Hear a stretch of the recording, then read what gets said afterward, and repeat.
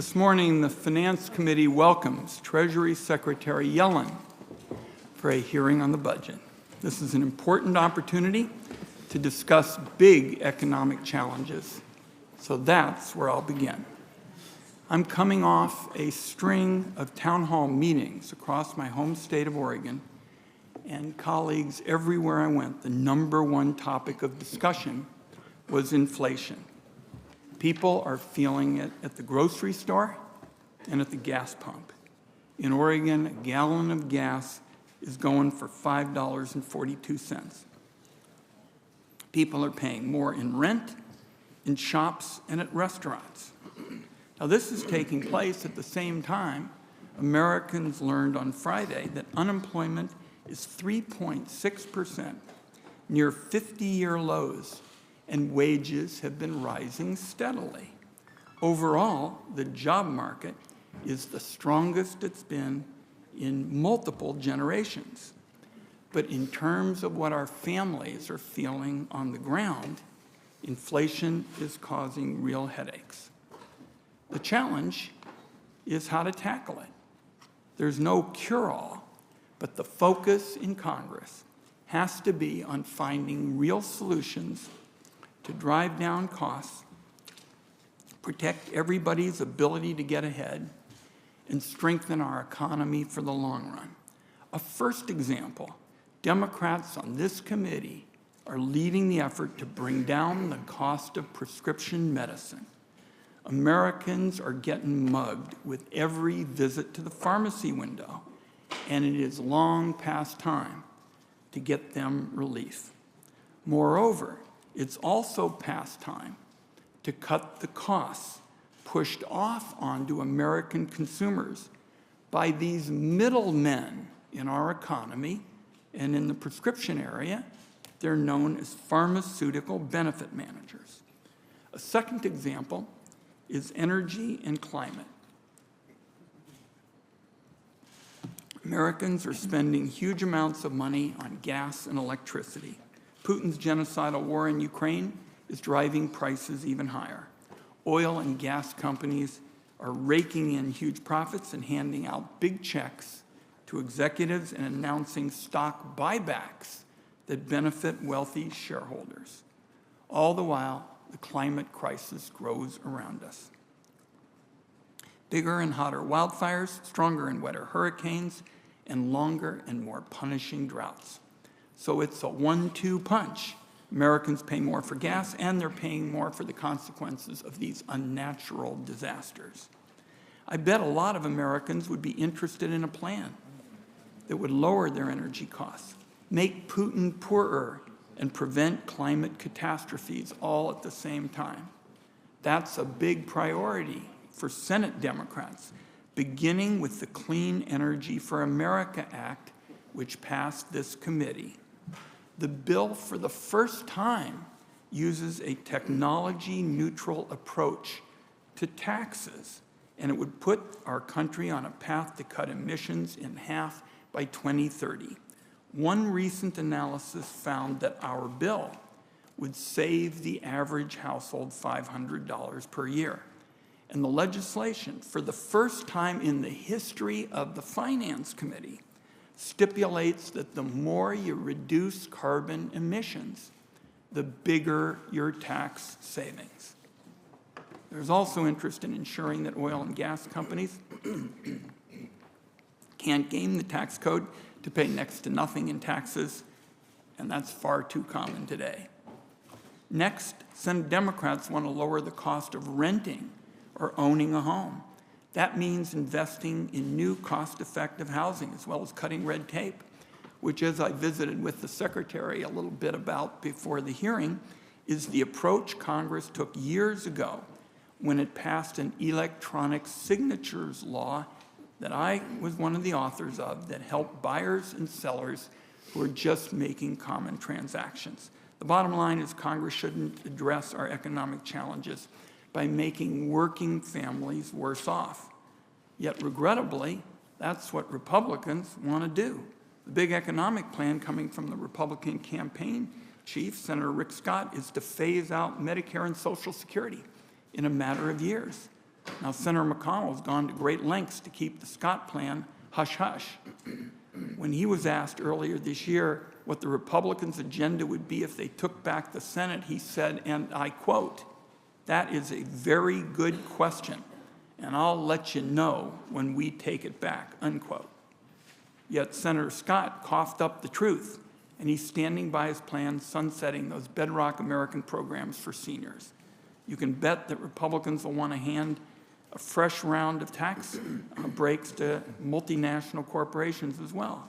There's a long history of Republican monetary hawks rooting for higher unemployment, flat wages, and cuts to basic programs that help millions of families pay for childcare, groceries, rent, and necessities. So I'll close with this. There are clear contrasts in the approach to solving inflation. We will have a lot to discuss this morning.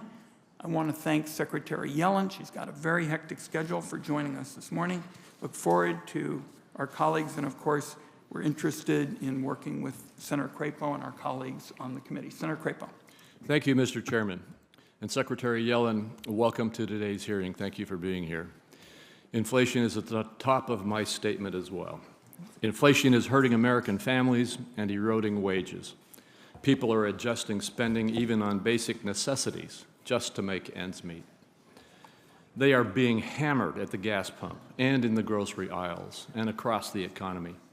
As wages rise to keep up with inflation, odds of an inflationary wage price spiral rise. Inflation became broad-based and accelerated last year following the Untargeted American Rescue Plan Act. That act poured $1.9 trillion of inflation fuel into an economy with growing supply chain disruptions and households with elevated disposable incomes and liquid savings. Following that, Democrats pushed for trillions more in reckless spending. The result, which many predicted, has been inflation at highs not seen in 40 years. As prospects of recession and stagflation rise, this is no time to consider raising taxes or resurrecting reckless spending proposals from the House-passed Build Back Better bill. The Congressional Budget Office's 10-year outlook is another warning sign that our national debt, currently at $30.5 trillion, excuse me just one moment, is another sign that we are on an unsustainable track, headed to new record highs. Inflation and accompanying higher interest rates mean higher net interest costs to services that service the national debt, crowding out other fiscal priorities. As the economy has been in recovery from COVID-related shutdowns, revenue has been up sharply under the tax system put into place before the pandemic.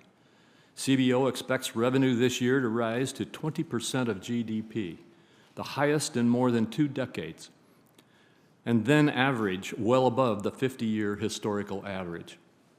Nonetheless, Democrats appear to want to raise taxes even more in the face of rising odds of recession. One harmful policy is a minimum tax on financial statement or book income, something so fundamentally flawed that both parties abandoned the previously enacted version more than 30 years ago. This harmful policy would overwhelmingly hit American manufacturers as well as undercut investments in U.S. innovation and emerging technologies. This is not the only proposal from Democrats that would harm the competitiveness of American companies. Another prominent example is the international tax agreement that Treasury has negotiated with the OECD. Under both pillars of the agreement, Treasury has agreed to give foreign countries sweeping new rights to tax U.S. companies.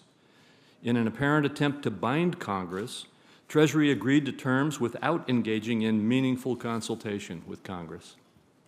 For more than a year, my Republican colleagues and I have repeatedly requested information on the agreement and its potential effects. Treasury, however, has repeatedly declined to provide any analysis of the effect of the agreement on U.S. businesses or U.S. revenue or the U.S. economy overall. And from what we can see, that impact will be significant on U.S. companies, making them less competitive globally. We now know that Treasury's failure to share substantive detail foreshadowed underlying flaws and a lack of coherent principles in the agreement. It's increasingly clear that terms agreed to by Treasury will harm U.S. businesses and undermine tax provisions enacted by Congress to encourage certain activities. The flaw with this approach is that the agreement cannot be fully implemented without congressional action. In many cases, the terms can only be properly carried out with a multilateral treaty requiring a 2/3 vote by the Senate. By agreeing to sweeping changes of this nature without bipartisan support, Treasury has put at risk tax certainty and the prospect of a durable or long-lasting agreement. Beyond lack of information about the international tax agreement, nothing more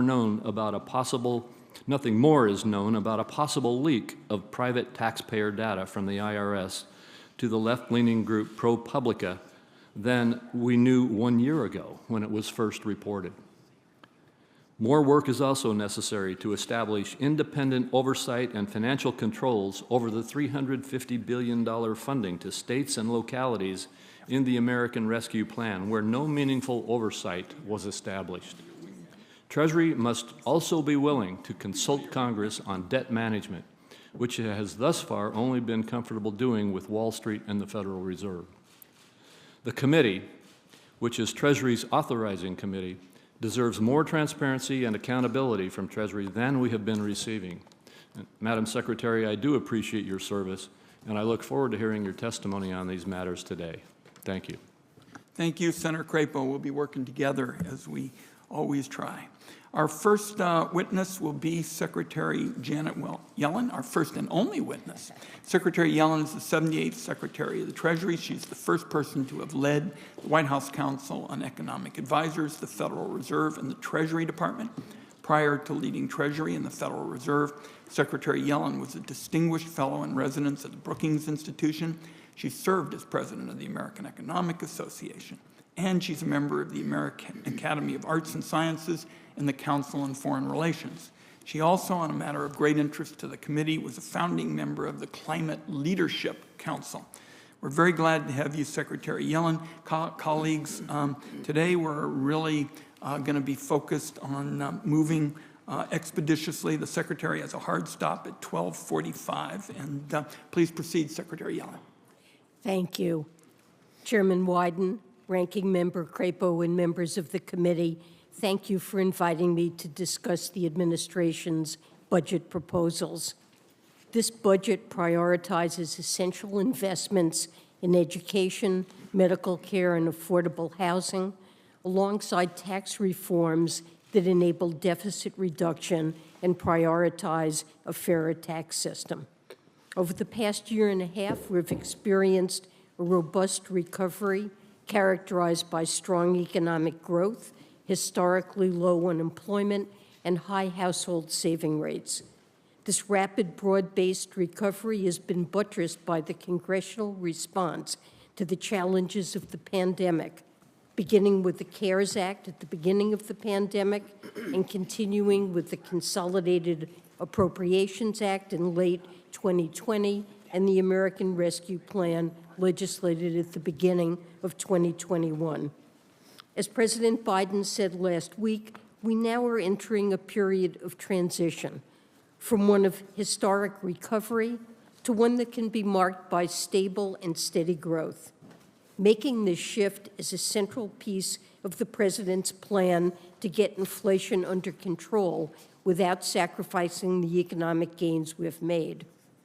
We also managed to avert the far worse outcomes that were forecast at the beginning of the pandemic in 2020.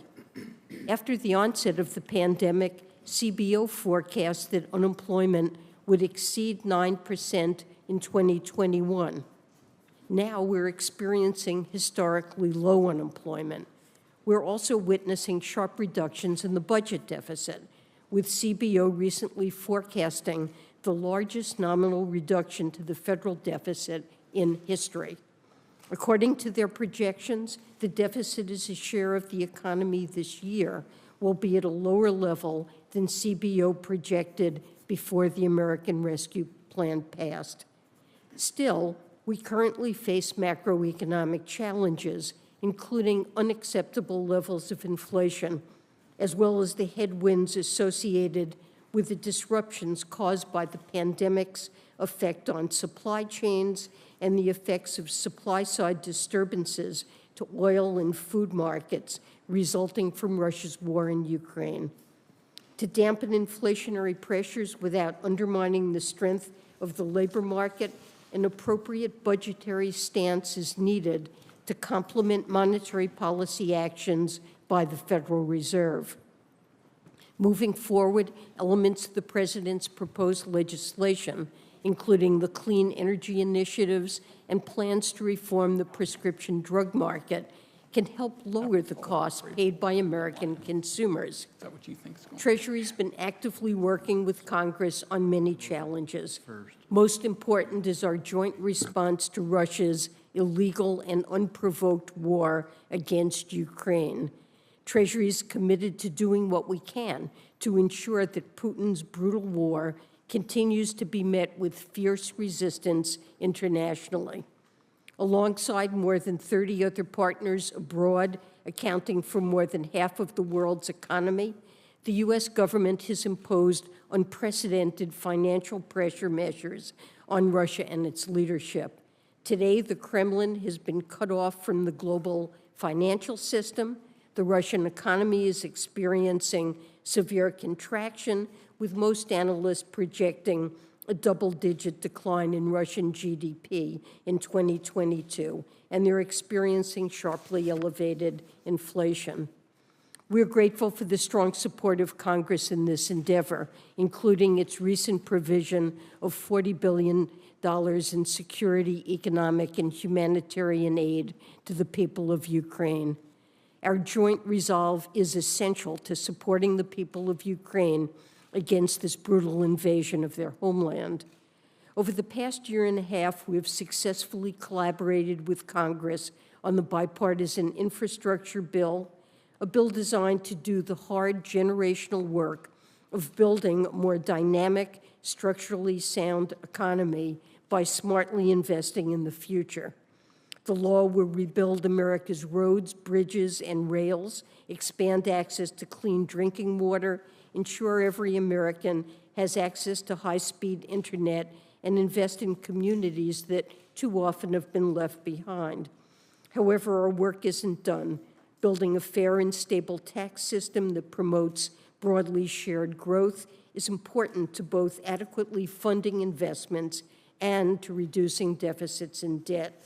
I look forward to working with Congress to ensure that we continue to make progress in this regard. In the administration's fiscal 23 budget, we suggest smart, fiscally responsible investments, cutting deficits and keeping the economic burden of debt low. The budget's investments are more than fully paid for through tax code reforms requiring corporations and the wealthiest Americans to pay their fair share, closing loopholes and improving tax administration. Finally, it's no secret that I'm keenly focused on moving forward on the global agreement on the international tax reform, including a global minimum tax that will level the playing field and raise crucial revenues to benefit people around the world.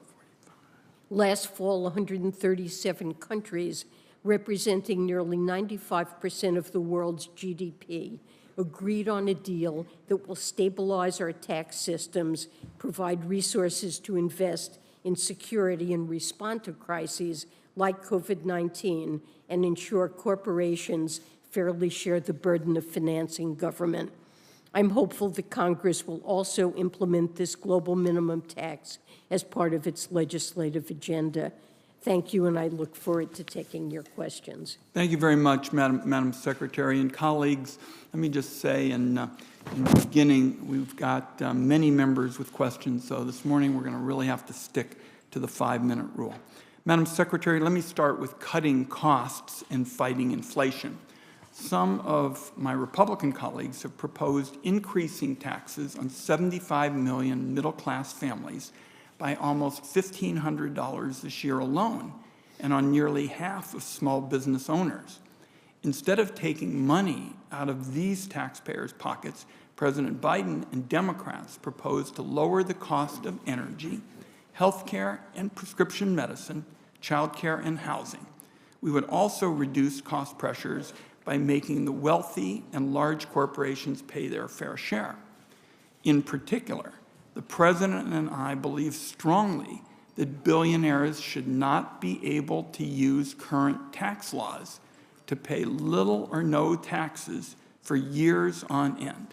So my question, Madam Secretary, to start us off, is how would these policies reduce costs for middle-income families? Thank you, Senator Wyden. The President supports measures that Congress legislating measures that would ease the burden on lower and middle-income families. This would involve, for example, continuation of the child tax credit, lowering the cost of prescription drugs, investing in affordable housing, lowering the cost of health care, and the energy investments that you referred to that could cut utility bills significantly. And he would pay for those proposals fully, and more than fully, the President believes we should have deficit reduction. And the revenue-raising proposals involve asking upper-income taxpayers and large corporations to pay their fair share. And so we believe, I agree with President Biden, that proposals like this would lower the costs and ease the price pressures that low and middle-income households are facing due to rising energy and food costs, the supply chain problems that have been associated with the pandemic, and deficit reduction would complement the work that the Federal Reserve is doing. Let me get a couple questions in on the IRS. Secretary Yellen, IRS audit rates have fallen by more than 72% over the last decade, and by 86% for those earning more than $5 million per year. This lack of oversight, in effect, is giving the high flyers a free pass to cheat. The IRS estimates that we're losing about $600 billion each year from taxes that are owed but not paid. The IRS commissioner testified that our losses could be as high as $1 trillion a year. The President is requesting $80 billion for the IRS over 10 years.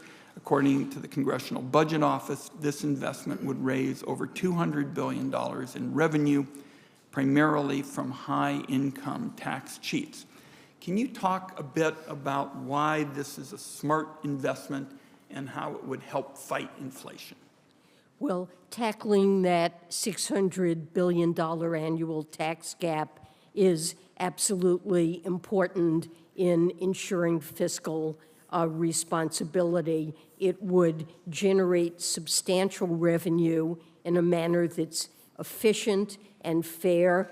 It would enable deficit reduction and help ease price pressures by providing the funding, a part of the funding we need for the urgent fiscal priorities we discussed. More broadly, the IRS is an agency that entered the pandemic without the funding that was in any way needed to navigate the challenges that they faced. It's remarkable that they were able to perform as well as they did in getting out child tax payments and the economic impact payments, but we absolutely have to invest in the IRS to close that tax gap, which reflects opaque sources of income, mainly by high-income earners that are not taxed. Wage payers who earn W-2 income really pay their fair share, and they need the resources to serve taxpayers, to be able to answer their phones, to be able to ensure that they receive the payments that they're due, and they need to modernize their technology, which is really the oldest dating back to the 60s in the federal government. My time has expired, Madam Secretary. If my colleagues haven't asked it, I'll ask it for the record, but particularly this backlog situation, Oregonians who filed paper returns this year are wondering if the IRS has lost them. Some are desperately in need of that tax refund to pay bills. I'll talk to you about it further. Senator Crapo. Thank you, Mr. Chairman. And Secretary Yellen, you've heard from both Senator Wyden and me today about the significant pain Americans are suffering because of inflation that has accelerated and become broad-based following the enactment of the American Rescue Plan last year. Democrats are claiming that Republicans are trying to raise taxes. Nothing could be further from the truth, when the reality is that as we speak, the Democrats are trying to negotiate a new massive plan that would raise taxes significantly. Do you believe that it would be prudent fiscal policy to increase taxes or engage in more stimulus spending with an economy facing the prospects of stagflation? Senator Crapo, thank you for that question. As I indicated in my response to Senator Wyden, I believe there's a lot that Congress can do to ease the cost burdens that households are experiencing. With respect to energy, the administration has done everything that they can to bring down energy costs, for example, through an historic release of 1 million barrels a day from the Strategic Petroleum Reserve, and energy prices, gas prices, while very high, have risen a lot. They would be higher without that. But Putin's war in Ukraine is having impacts on energy and food prices globally. We're not the only country that's experiencing inflation. You can see that in virtually every developed country around the world. What Congress can do and what the Biden administration would like to see is investments in programs like lowering prescription drug costs, investing in clean energy and renewables that would free our dependence on global oil markets, which are subject to geopolitical risk and could bring down utility bills, affordable housing, help for childcare expenses that would enable higher labor force participation, medical costs. And these are ways that the Congress and the administration can address, bring down some of the costs that households face. And it's appropriate to pay for it, or more than pay for it, to have deficit reduction. We're supportive of deficit reduction and think that asking high-income taxpayers and corporations to pay their fair share is the right way to finance those investments. And what I heard fair. you say is that it is okay to raise taxes right now and that it is proper to have more stimulus spending to deal with this crisis. I just have to say I disagree with you on that. What I also didn't hear you say was that we should increase our production, our domestic energy production, rather than depressing our domestic energy production. Do you continue to believe that the President's policies with regard to reducing our capacities to develop our own oil and gas reserves and potential is the appropriate approach to this? You mentioned taking from our strategic petroleum reserves, which I think weakens us, but you didn't mention increasing our domestic production of energy. Well, oil production in the United States fell during the pandemic. I think that oil producers didn't anticipate the strength of the recovery and the fact that oil prices would recover. And they certainly do have incentives now to increase oil production. They're sitting on thousands of leases on federal lands that they have not yet drilled, and But certainly the permits can do for so. proceeding on those leases are not being facilitated. I mean, the President's executive orders have shut down the Extel pipeline. They have stopped the issuance of more leases. They've stopped the progress on the permitting of those leases, stopped the offshore oil production. The Well- fact is we were energy independent, and now we are not, and it's not the result of the failure of our capacity. You know, we may be energy independent, and we're actually exporting oil, but we're part of global oil markets, which are subject to geopolitical influences. And given the global nature of these markets, it's virtually impossible for us to insulate ourselves from shocks like the ones that are occurring in Russia that move global oil prices. And look, over the medium term, the critical thing is that we become more dependent on the wind and the sun that are not subject to geopolitical influences, and passing clean energy credits that will boost non-renewables is, I think, really, really critical to addressing climate change and our energy costs for households Well, going Madam Secretary, forward. my time has expired, but I wanted to get into the OECD information, and maybe either in this hearing or following, we will be able to have the opportunity to discuss the fact that there are serious concerns about the impact on our economy of those changes that are being negotiated by Treasury. Thank you, Senator Crapo. Senator Stabenow.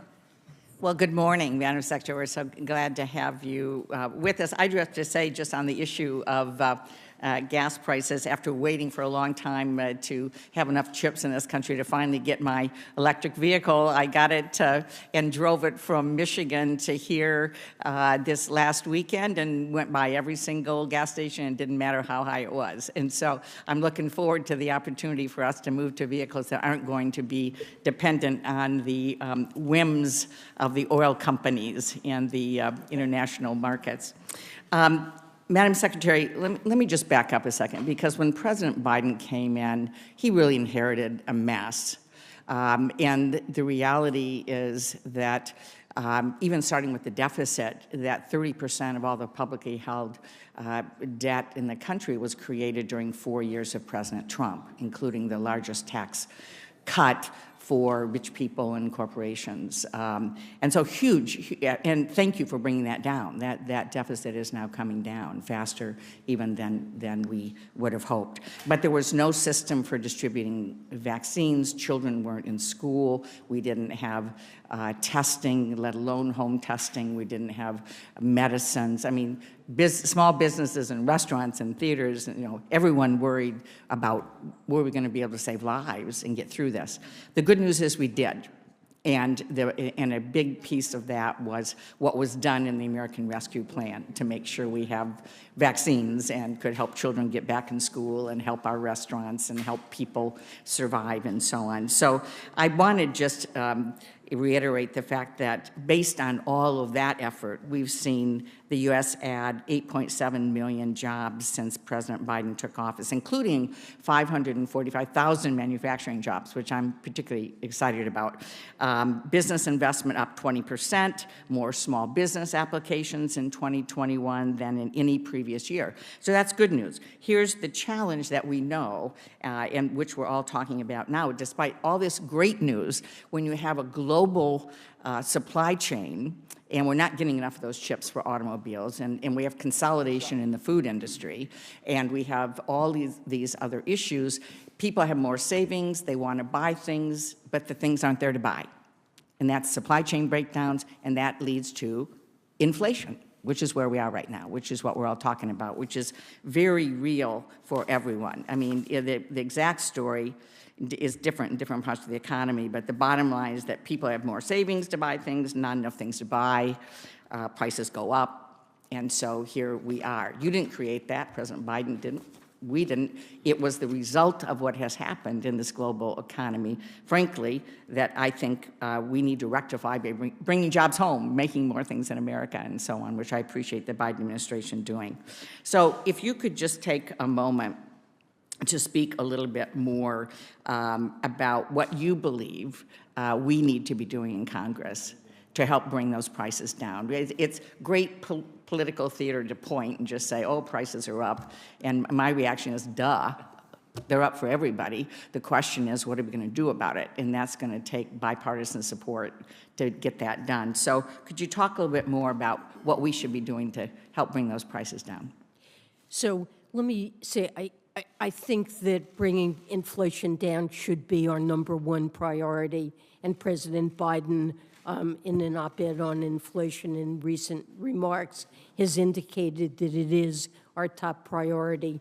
We do have to recognize the Federal Reserve is charged, has an important role to play, and they're committed to doing what it takes to bring inflation down.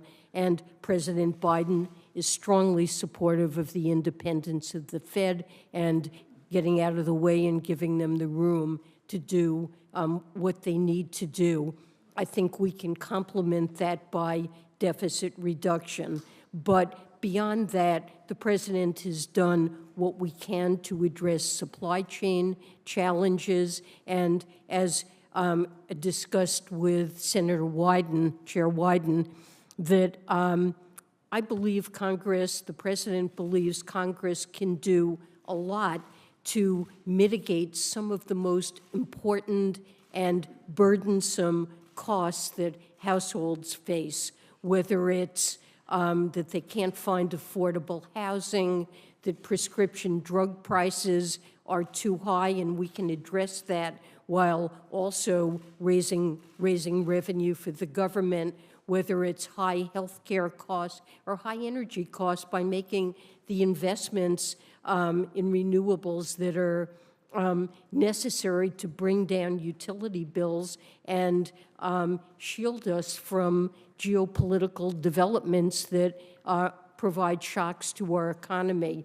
These are things that Congress can do, and in the course of doing that, we'll expand the supply side of our economy because while we know private investment is one important investment we need to make to improve the economy's potential, there are others. Infrastructure, investment in people, in education, in training, investment in child care and early childhood education, elder care that would enable greater labor force participation.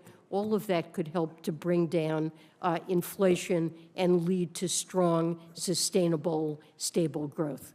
Thank you. Thank you, Senator Stabenow. Our next three will be Senator Grassley, Senator Cantwell, and Senator Portman. I believe Senator Grassley is coming back. Senator Cantwell. Thank you. Thank you, Madam Secretary. Thank you for your statement, particularly about inflation and trying to tackle those issues. I certainly believe that if we work together in a bipartisan fashion now, there are things that we can do on all those sectors that you mentioned. I think the information age is giving us data and information, for example, on PBMs or on transparency in oil markets and various things. But one I wanted to ask you specifically about is this issue of a chip semiconductor shortage. The fact that we basically now see a 40% increase in the price of used cars. Our colleague here just said she's buying and getting access to a new electric vehicle, but so many more Americans, the price of everything has gone up. We have our trucking industry saying that they can't even ship built trucks because they don't have the chips to put into the trucks. So every aspect of our economy is now more expensive just because shipping costs are going up. And so we are trying to send a price signal in a competition innovation bill to get America's investments in semiconductors up to a level that will show people that we are going to have a domestic supply and that we are going to be on the cutting edge of the next generation of chips, while also dealing with the legacy shortage that exists in automobiles. The problem is our colleagues here don't understand the international competition and how fast they're moving to make the same investments. How critical is it that do you think that we get this done in this work period, you know, to show otherwise are we losing a much bigger race than just and to make the investments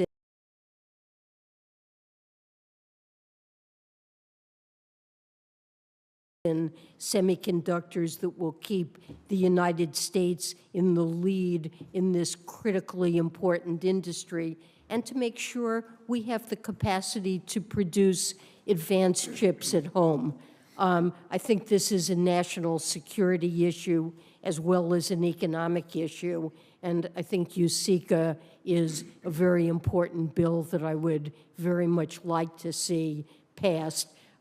We found ourselves in an almost unimaginable situation where the pandemic resulted in such an explosion of demand for chips globally as people switched increasingly to digital work and communications, that our auto factories found themselves unable to get the chips. And so here you have something that's caused a significant piece of the inflation we face that really results from structural shifts induced by the pandemic and insufficient capacity at home to build semiconductors. So I think this is a critically important investment. So you're, just to be clear on that point, you're saying the chip shortage has added to our inflation woes? And Absolutely. Look, I believe about a third of U.S. inflation is new and used cars, and manufacturers have been forced to actually cut production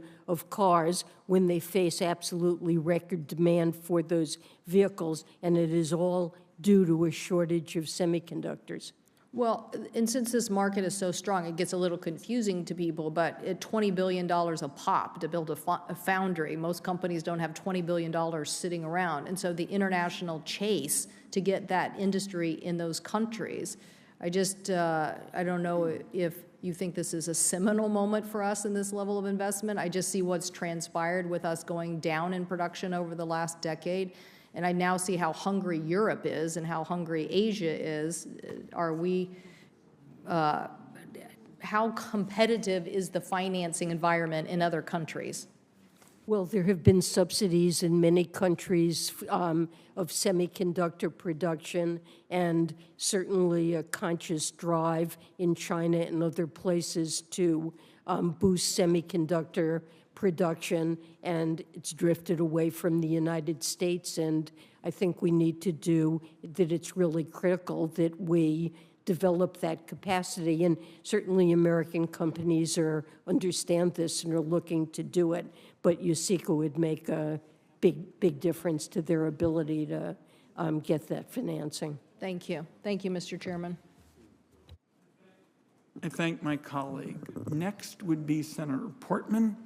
After him, Senator Menendez. After him, Senator Toomey. After him, Senator Carper, Lankford, Cardin, Daines, Brown, Young, Cortez Masto. Thank you, Mr. Chairman. Secretary, thank you so much for always being so candid in presenting today before the committee. Let me start with affordable housing, because we are lacking affordable housing in the state of Nevada and quite honestly across the country. I do know that the state and local fiscal relief funds that were provided in the American Rescue Plan provided states with the ability to make a historic investment in desperately needed affordable housing in communities across our country.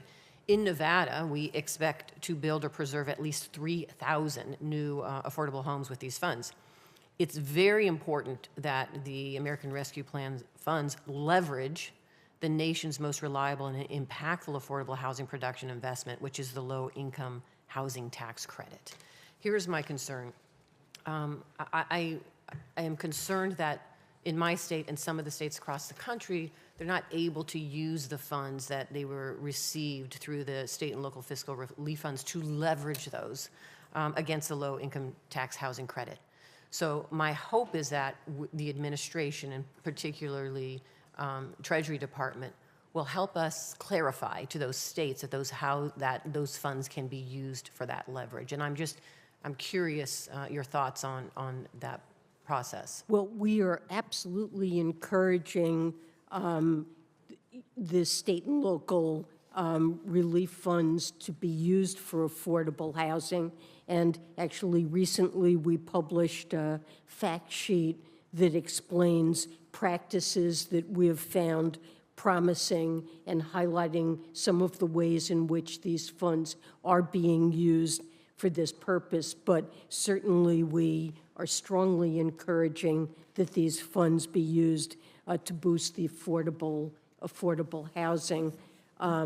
I mean, on the low-income housing tax credit, I know there's been an issue around average income regulations, and that was something that Congress intended to provide flexibility to entities that use that credit. And it is our highest priority for our tax team to make sure that those regulations capture that flexibility. Thank you. I am hearing just in my state that by aligning the low-income housing tax credit with state and local fiscal relief funds, that's the difference between building 3,000 units and 8,000 units in my state. So I have introduced the Lifeline Act, and what this bill really does, it allows state and localities to loan the state and local fiscal relief funds to the low-income housing tax credit projects.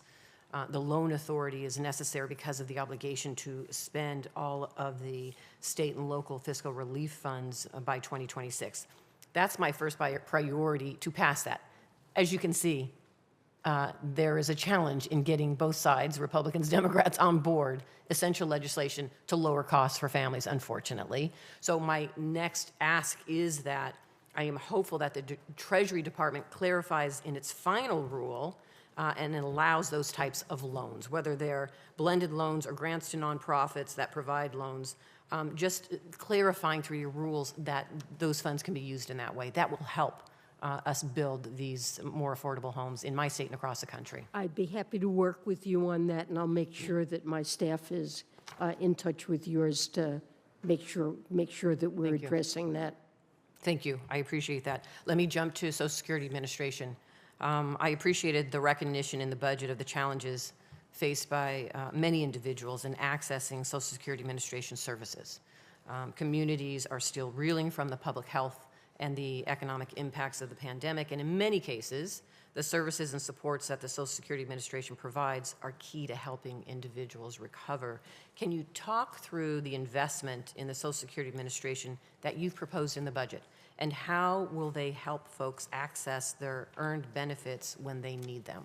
So I know that that's the purpose of those investments. I'll need to get back to you on details. Please do. I was just in my home state, and we are talking about the high costs that we are seeing at so many levels. And to the extent that we can work together to lower costs at all levels for families, including those that are relying on Social Security, will be beneficial, not just in Nevada, but across the country. Secretary, thank you again for being here. Thank you, Senator. Thank my colleague. I'm very interested in working with her on these housing issues. That is so crucial. Senator Toomey's next. Thank you, Mr. Chairman. Madam Secretary, welcome back to the committee. I'm going to talk a little bit about a subject on which you and I disagree, which won't surprise you. But I think it's important that we have a candid conversation about the tax reform of 2017 and the danger that that I associate with the administration's attempt to really throw it out. And let me just remind my colleagues, these are objective facts.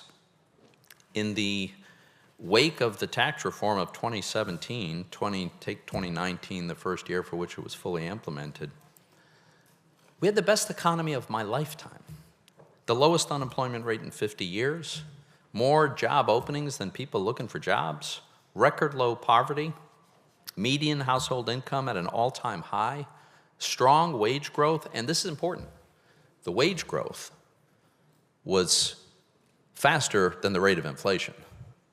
So American workers were becoming more affluent. They were able to improve their standard of living, contrary to today, where the wage growth is not keeping up with inflation. And so today's workers are falling further and further behind under the current economic circumstances. But getting back to post-tax reform, corporate inversions had stopped entirely. It wasn't that they slowed down. We haven't been able to identify a single corporate inversion since our tax reform, which was designed in part to stop corporate inversions, went into effect. There's also the shift in the tax burden, which, contrary to what some of our colleagues like to suggest, the 2017 tax reform shifted the tax burden even more to higher income people.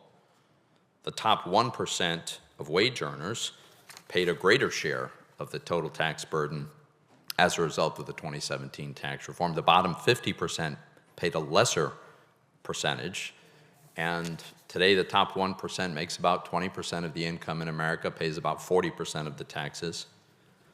But what about federal tax revenue? Oh, well, that surged, and this year looks like we're going to reach another record high. It's coming in so far this year 22% higher than last year, and last year was a record. For this year, corporate tax revenue is on track to be at the highest level of GDP since 2015. So the statistics are unbelievable. Like, I don't know how you could even conjure up a better economic outcome than what we had right before the pandemic hit. Now, you could suggest that, oh, it's all a coincidence, that the tax reform resulted in exactly what some of us predicted and suggested might happen, which is an acceleration of investment, strong economic growth, repatriation of a huge amount of overseas money. But that's pretty improbable. The fact is, we had the best economy of my lifetime by far, and it was working best for low-income Americans, ethnic minorities who historically have not had as good an economic results as others. And so the Biden administration comes along and says, let's look at all this data and let's throw out the tax reform. It's unbelievable. But my understanding is that apparently is still on the table, out of, in part, this concern that if we don't do this two-pillar tax reform that I know you've negotiated, Madam Secretary, we have what you characterize as a race to the bottom, which to me is competition among countries to have an attractive environment for investment. Frankly, I think we should be looking to win that race, not to prevent the race from taking place. But I understand that we've got this negotiation. What we haven't seen is how this gets implemented. So 2 quick questions, and then I'll let you respond. First, I'm very concerned about the impact that the proposal will have on American competitiveness. My understanding is that the Treasury Department has run an analysis, has data about the impact on American business if the tax reform that you have proposed would go forward. So I'd like to know when we can get access to that data. That's my first point. And the second is that since Pillar 1 of your two-pillar model requires modification of existing tax treaties, it seems clear to me that has to come to the Senate for ratification. I have not yet heard an agreement that that's in fact going to happen, and in the absence of that, an explanation for why, since the Constitution requires it, why it should not. And with that, I will yield to the Secretary. Well, just very quickly, with respect to access to data, of course, the data relating to Pillar 2 is available, and that was included in the House-passed bill and scored by JCT. So I think you must be referring to Pillar 1 Right. and the impact that that would have. And what I would say there is that it could go either way, depending on the details which have not yet been decided in the Pillar 1 negotiations. The impact on fiscal revenues will be small. Pillar 2 has a big impact. Pillar 1 will have a small impact. We're a very large market economy. We will gain revenue from our ability to tax foreign corporations that are doing business in the United States where we consume those services. We will lose some from revenue that's taxing authority that's reallocated to foreign countries. Net, it could be positive or negative depending on details that have not yet been worked out, and that's why we've not provided data. We will when those details are clearer. And the ratification process? And the ratification requires Congress's approval I think there's no doubt about it, but the form that that needs to take is still to be determined. Thank you, Mr. Chairman. Thank my colleague. Just so we're clear, one of the first things we stated at the outset is we've got Senate Republicans now proposing to increase taxes on 75 million middle-class families by almost $1,500 this year alone, and on nearly half of small business owners. Senator Carper. Thanks, Mr. Chairman. Madam Secretary, welcome. Very nice to see you. Thank you for your extraordinary service over the years. Madam Secretary, I don't know what you were doing when you were 29 years old. I was elected state treasurer of Delaware, and we had the worst credit rating in the country. We were dead last. I think we were tied with Puerto Rico, actually. We had no pension fund. We had no cash management system. We had no cash. And I got to be state treasurer. I've been a vocal advocate for a fair and well-functioning tax system ever since that day, and I still am. One way to achieve this goal is by making sure that the taxpayers don't have to jump through hoops to file their taxes. The IRS Free File program was established, as you know, for this very purpose, to help low and middle-income families file their taxes easily and without unnecessary fees. However, the program has not lived up to its potential, as you know. In recent years, Free File has faced a number of challenges. They include the withdrawal from the program of major providers, deceptive marketing from providers, and a low participation rate among eligible taxpayers. A recent GAO report, one that I actually requested, recommends that the IRS work with relevant stakeholders to develop additional options for free online filing of tax returns. My question is this: what steps should we here in the Congress and the IRS take to improve accessible and affordable tax filing options for the American people? So let me say that I totally agree with you that filing taxes can be costly, complicated, and time-consuming for American families. And there's a study that shows it takes 17 hours on average and costs about $230 to complete a tax return. And it's very worthwhile, and we are exploring options to reduce these burdens. On top of that, I'd like to add what's also important for American families is to be able to access payments that they're entitled to, whether it's the EITC or child tax credits or economic impact payments. That's another way in which they interact with the IRS, and it's important that we make tools available that make that easy and get those payments to the families that are entitled to them. But, you know, the fundamental problem we have here is that the IRS is just horrendously under-resourced. I think it's miraculous that Would you say that again? Say that one. That bears repeating. Just say it again. The IRS is horrendously under-resourced. It has fewer staff than it had, I believe, 40 years ago. And our economy has grown in size. It's operating with technology from the 1960s, using a programming language that is archaic and is no longer taught in any school in the country. And it doesn't have the resources it needs. And the pandemic was a huge hit to it, left it with a huge backlog of returns and information that had to be processed that is really top priority. We then asked it to get out 3 different economic impact payments, child tax payments on a monthly basis, and it's amazing that they were able to do it. So I think this is important. We're looking at it. I agree this is something that the IRS needs to do. But if we want to ask it to do these things, given all the other burdens, we really have to, and I think it should be very high priority for Congress to give the IRS the resources it needs, not to mention closing the tax gap.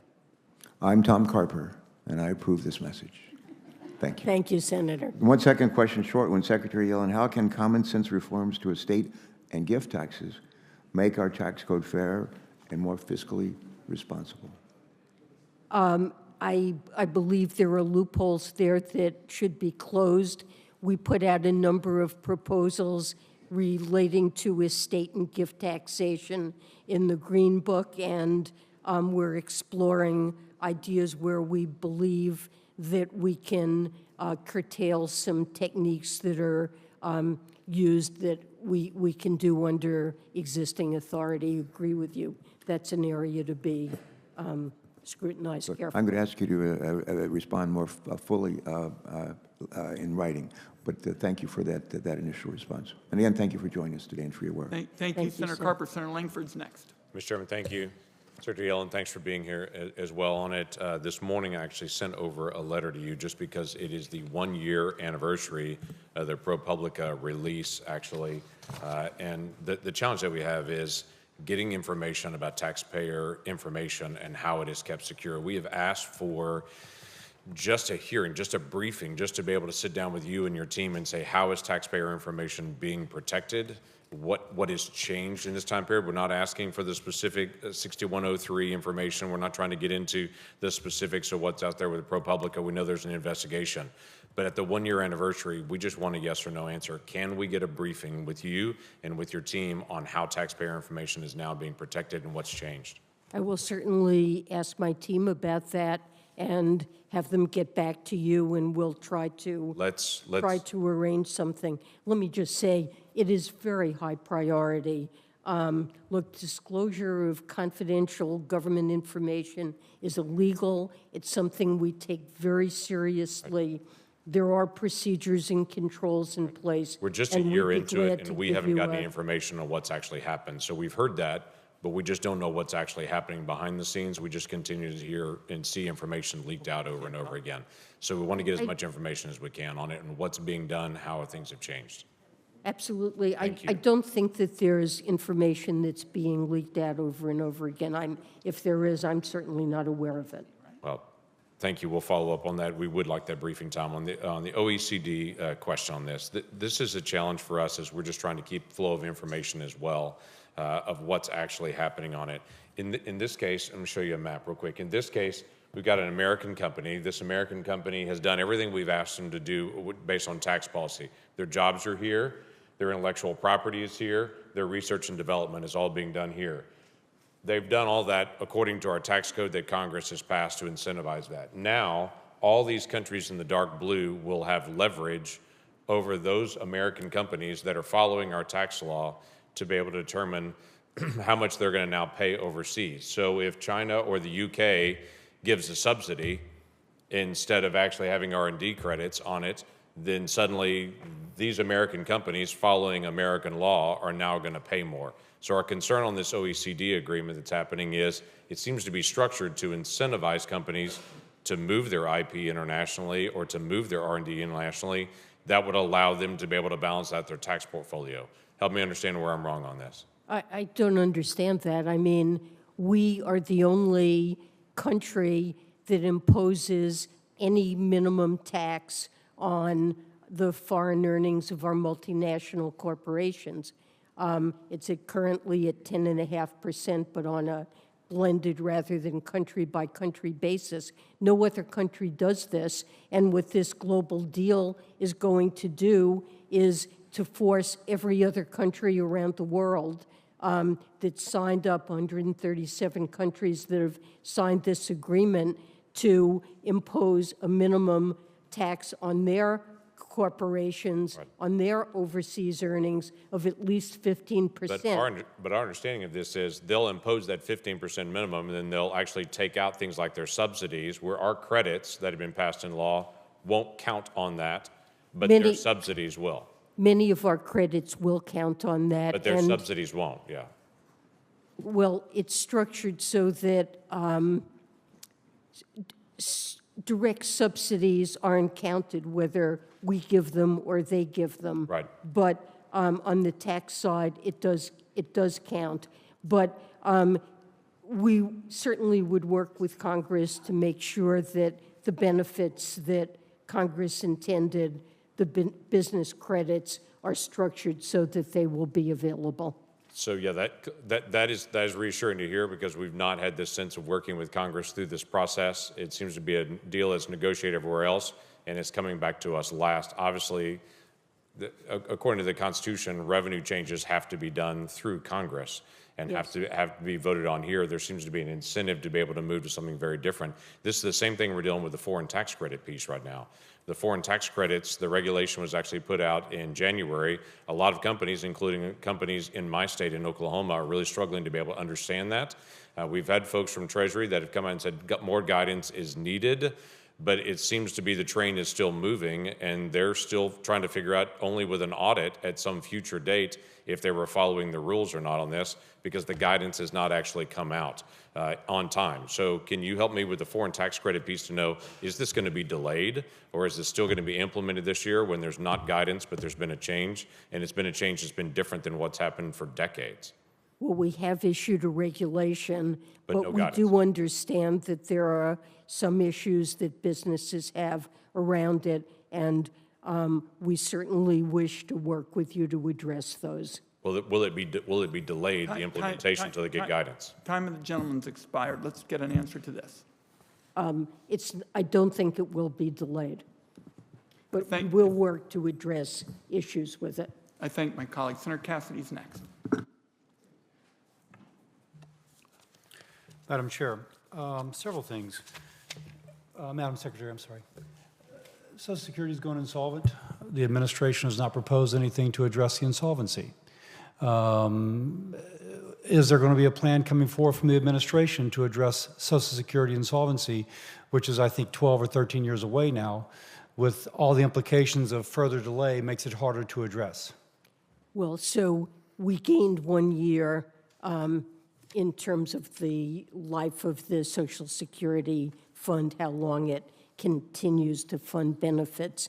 That was in the recent Yes, but Social that's, if you Security take a report. 75-year scoring, we've learned that it's going to be a $211 trillion deficit over 75 years. So saying that it's going to be extended 1 to 2 years seems almost, silly. No offense. So I do believe this is something, it's certainly true that it's not sustainable on a 75-year basis, and this is something that Congress and the administration should address. This is not news, I would say. We've known about this for at least 30 years and have not taken steps to address it. So you agree it's important to take those steps? I do believe it's something we should do. Let me move on. As regards the inflation, one variable that we can potentially impact is the price of oil and gas.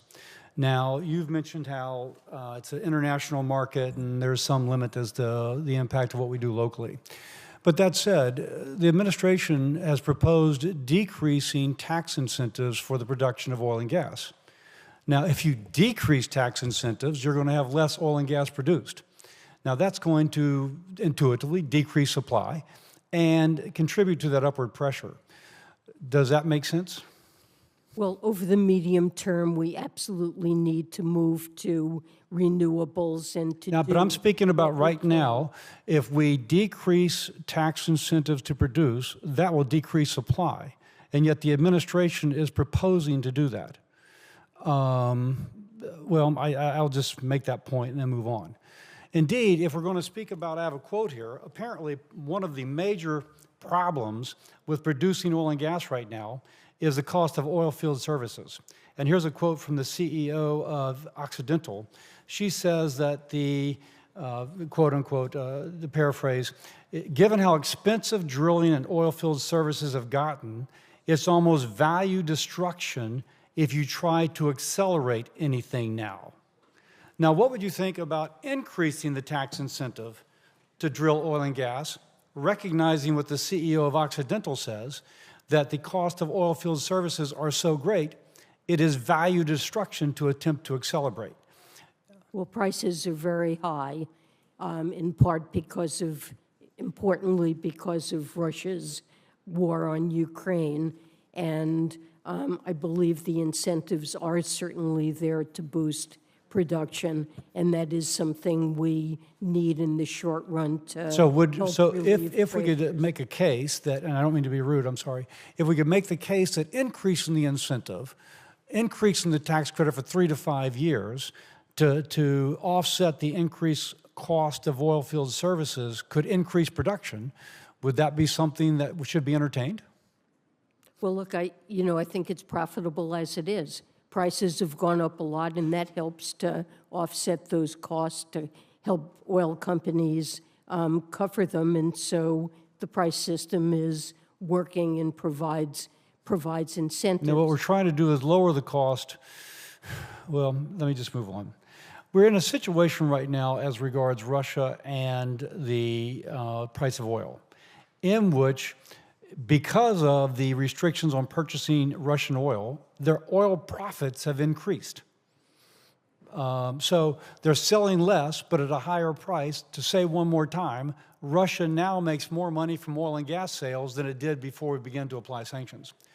Now, the Europeans have considered coming together as a buying bloc to limit the price that we will pay, monopsony power, if you will. We'll pay the price of production, but no more. And so therefore, we don't pay the higher price at the pump, but they don't get the increased revenue. Is the administration participating in this? Are we taking the lead in this? Is this something that we would entertain? Absolutely. Our objective is So absolutely, we are involved in discussions to come up with a buyer's block that will not pay Yes. more than X amount? Yes, we are. Can you give a kind of assessment of where those negotiations are? Extremely active. Senator- I think what we want to do is keep Russian oil flowing into the global market to hold down global prices and try to avoid a spike that causes a worldwide recession and drives up oil prices. But absolutely, the objective is to limit the revenue going to Russia, and the kind of strategy you suggest, there are different ways technically of accomplishing that, but it's certainly a desirable strategy The time to of the consider. gentleman's expired. Thank you. Thank my colleague. Senator Cardin. Thank you, Mr. Chairman. Madam Secretary, thank you for your service. I first want to just concur with the comments of our Chair, Senator Wyden, and Senator Carper in regards to needing predictable, sustainable funding for the Internal Revenue Service. The budget that the administration has supported does that, but we need staying power here. I've been working with Senator Portman when we were both in the House of Representatives trying to modernize the IRS through resources for the level of service, for the fairness in enforcement. I just really want to underscore the commitment needs to be there for a sustained period of time so the IRS can provide the level of service that Americans expect and provide the fairness in our tax code. But I want to question in regards to affordable housing. Over this work period, I was on the Eastern Shore of Maryland and Cambridge, looking at some of the challenges we have there for affordable housing. That's a rural area. We go to urban centers, rural areas, we have affordable housing issues. And there are several provisions in the administration's budget that I think are important that have bipartisan support. We could talk about the historic tax credits, which was used in regards to Cambridge. We can talk about the new market tax credits. Senator Blunt and I have introduced legislation that would extend and make permanent the new market tax credits. Low-income housing tax credits has been an issue that we've had bipartisan support. But I want to concentrate, if I might, on the Neighborhood Home Reinvestment Act that Senator Portman and I have introduced that's in the administration's budget that deals with the appraisal gap. There are neighborhoods in which you cannot refurbish homes because the market price makes it impossible to put that investment in. And the Neighborhood Home Reinvestment Act deals with that appraisal gap by providing a credit so that we can have a larger stock of affordable housing in communities that today are being neglected. So can you just share with the committee the priority of this administration in regards to affordable housing and specifically the Neighborhood Home Investment Act? Well, we're certainly supportive of that. And affordable housing, I think, is one of the most serious and growing challenges we face in this country. And the administration is trying to think of everything we really can to promote the building of affordable housing, the low-income housing tax credit, the New Markets Initiative, and other things that the administration can do internally to try to promote affordable housing. I would just underscore, as we talk about American families struggling today because of increasing pricing, housing is one of the key areas. We know we have a tremendous shortage. So I just hope that you would put a real priority on it. We have bipartisan support. We need not only for your support, but your active engagement in order to get this to the finish line, because we have strong support on this committee, and I hope that we'll see it in one of the tax bills that make it to the President's desk for signature. I want to talk about another tax issue that is moving in Congress. The House has taken action on retirement security, a pretty comprehensive bill. Our chairman and ranking member, Chairman Wyden and ranking member Crapo, are bringing all of us together in regards to retirement security. I've worked with Senator Portman for many years on these issues. And we're looking at how we can get people who have saved too little in the past adequate incentives to save, help for small businesses to create saving opportunities for their employees, provide more certainty and flexibility for Americans in the retirement years. All those are areas that I think are not controversial. They're bipartisan. But once again, if we're going to be able to have that three-leg stool for retirement security, Social Security, private savings, and retirement, we need to strengthen our retirement security tax laws. We need your push here to get to the finish line, because there's a lot of stakeholders, a lot of interest groups, and we've got to come together in a relatively short period of time in order to get a bill passed. Is the administration willing to help us get a retirement security bill to the finish line?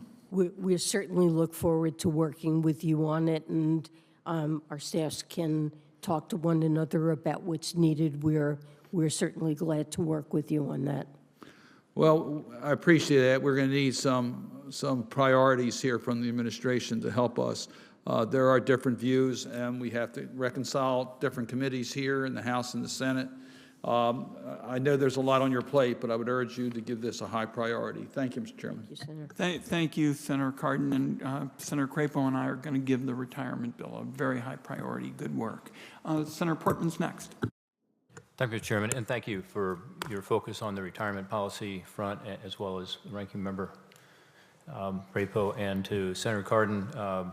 Thank you for asking the question. I appreciate your willingness to continue to provide technical assistance to us and get through this. This is one of the great bipartisan opportunities we have that actually help the people we represent at a time when people's savings are under more and more stress, and during COVID, a lot of people took money out of their savings. This will help them save for their own retirement through private retirement, and deals with really the 4 or 5 concerns that on a bipartisan basis all of us have raised with regard to the retirement system. And so thank you for working with us on that, and thanks you to Senator Cardin for raising it. On the issue of foreign tax credits, I'm very concerned with the new regulations, in particular the lack of notice and comment that went into the final draft of that. It's a pretty simple issue to me because countries all around the world provide foreign tax credits, so there's not double taxation. So if a U.S. company pays taxes overseas, you don't want to double up and have them pay taxes here, because we want more U.S. companies to do business overseas. I'll give you an example. In my hometown of Cincinnati, Procter & Gamble has over 10,000 employees. 40% of those workers support global sales, international sales outside of the United States. So this is great for us. A lot of those are service jobs, back office jobs, high-paying jobs, by the way, white-collar jobs that help strengthen our Ohio economy. But this happens all over the country. And so my concern is that the interest in avoiding double taxation is compromised when you look at these new regulations. Post TCJA, which was 2017, we saw that if businesses are able to compete and workers are able to compete, they do pretty well. In fact, we had a lot more money come back into this country because of that. And we stopped inversions altogether, something all of us, were wringing our hands about and being very concerned about, which is companies literally becoming foreign companies to avoid the tax laws here. We stopped them, shut them down. So I think what you're doing right now with these new regulations is pulling us in the wrong direction and back to where we were not competitive. So I appreciate you've indicated you want to make changes to the cost recovery and royalty withholding portion of the rules. But I also understand that you've indicated you will not be amending the rules dealing with the creditability, the ability to take credits with regard to withholding taxes on services. And again, that's a lot of what we do in this country. So my question to you would be, one, do you agree with me that we want to have global companies here in America that are expanding jobs here and therefore taking advantage of what, again, the global community does, which is these tax credits, including for services? Or are we just on a different philosophical plane here? If so, that'd be helpful to know. And second, would you be willing to take a look at these regulations as they relate to services in particular to help protect jobs here and look at particularly further modifications for withholding taxes on services?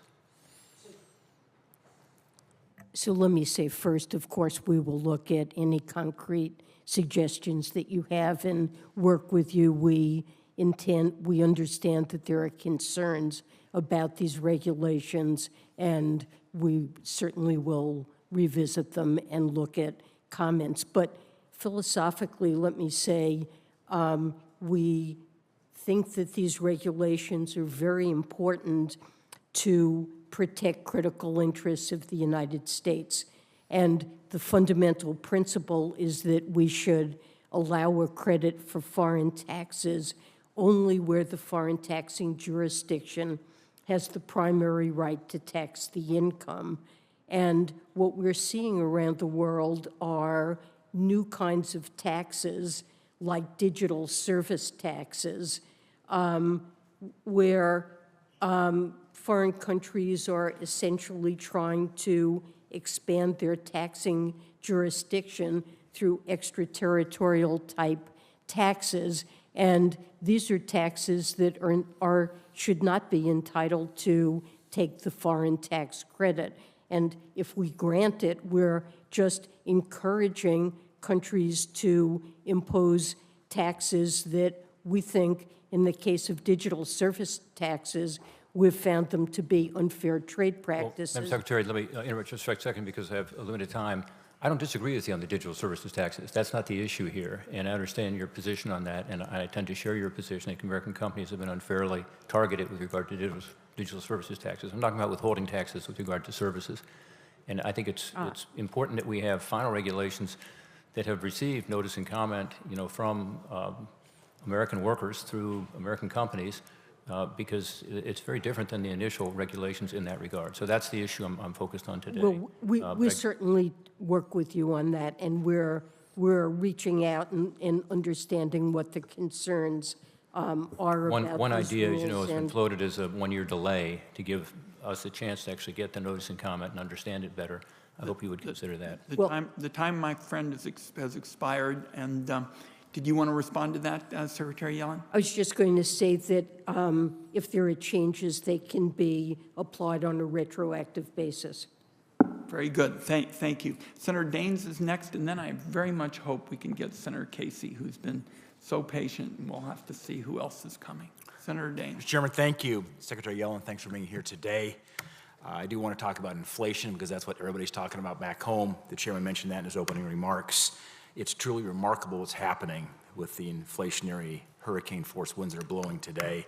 It's in the minds of the people that I serve every day, Montanans, every day. They're seeing it at the gas pump, they see it at the grocery store, they see fertilizer prices for our farmers.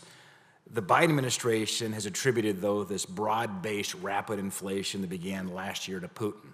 We've been attributed to greed, to triggered exploitation, to profiteering.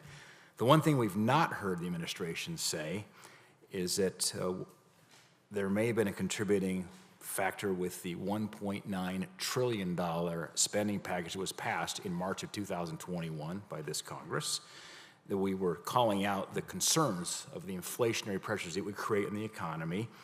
Even former Obama administration officials, we saw that with Larry Summers, who was a director of National Economic Council under Obama, was also President Clinton's Secretary Treasurer. He warned this would spark inflation. He was exactly right. In fact, in a recent Federal Reserve Bank of San Francisco research paper titled, quote, "Why is U.S. inflation higher than in other countries?" analysts confirmed the strong connection between heightened U.S. inflation and the government spending that was occurring earlier last year. A large portion of that spending was in that $1.9 trillion package. By the way, there was over $1 trillion of unspent COVID dollars coming into December of 2020. We warned everybody up here, you can't spend another $1.9 trillion because it will have inflationary effects. I've not heard this administration say anything about that, but I do want to allow you the opportunity to set that record straight. My question is, Secretary, do you agree with the San Francisco Fed that the nearly $2 trillion March spending package was a significant causal factor in the high, increasingly broad-based and accelerating inflation that we observed this past year? Senator, we're seeing high inflation in almost all developed countries around the world, and they have very different fiscal policies. So it can't be the case that the bulk of the inflation that we're experiencing reflects the impact of the ARP. So was it a causal factor, would you say, that $2 trillion when we had $1 trillion unspent? So do the quick math here. It's about $3 trillion that was put into this economy from December through March of 2021. So I guess the way I see it is when President Biden was inaugurated, he inherited an economy with very high unemployment, and the Congressional Budget Office and other forecasters were envisioning that this could last for a very long time. And we had to address the possibility that this could be a downturn that would match the Great Recession. And so in designing a policy, there are various risks that need to be taken into account. Of course, inflation was one of them, but the overwhelming risk was that Americans would be scarred by a deep and long recession, and that they would lose the roofs over their heads and not be able to feed their families. Right. Well, I respectfully, I mean, if there was a forecaster who was worried about the high unemployment rates, that forecast was, I think, massively off, and we're seeing now the biggest challenge, of course, is just families cannot afford to keep food and fuel. Well, inflation is the number. There's no question. I don't disagree with you. I want to talk about OECD for a moment here and China's compliance. We've seen China's recent history of non-compliance with international agreements. I'm concerned that China's not going to play by the rules with this agreement. Whether they'll ever play by the rules becomes a question. Here is the question: what makes you confident that China won't similarly stonewall efforts under the OECD agreement to determine whether Chinese companies are in compliance? And this gets back to the SEC issues and so forth. So China agreed, was one of the 137 countries that agreed to comply with these rules, and we expect it to do so.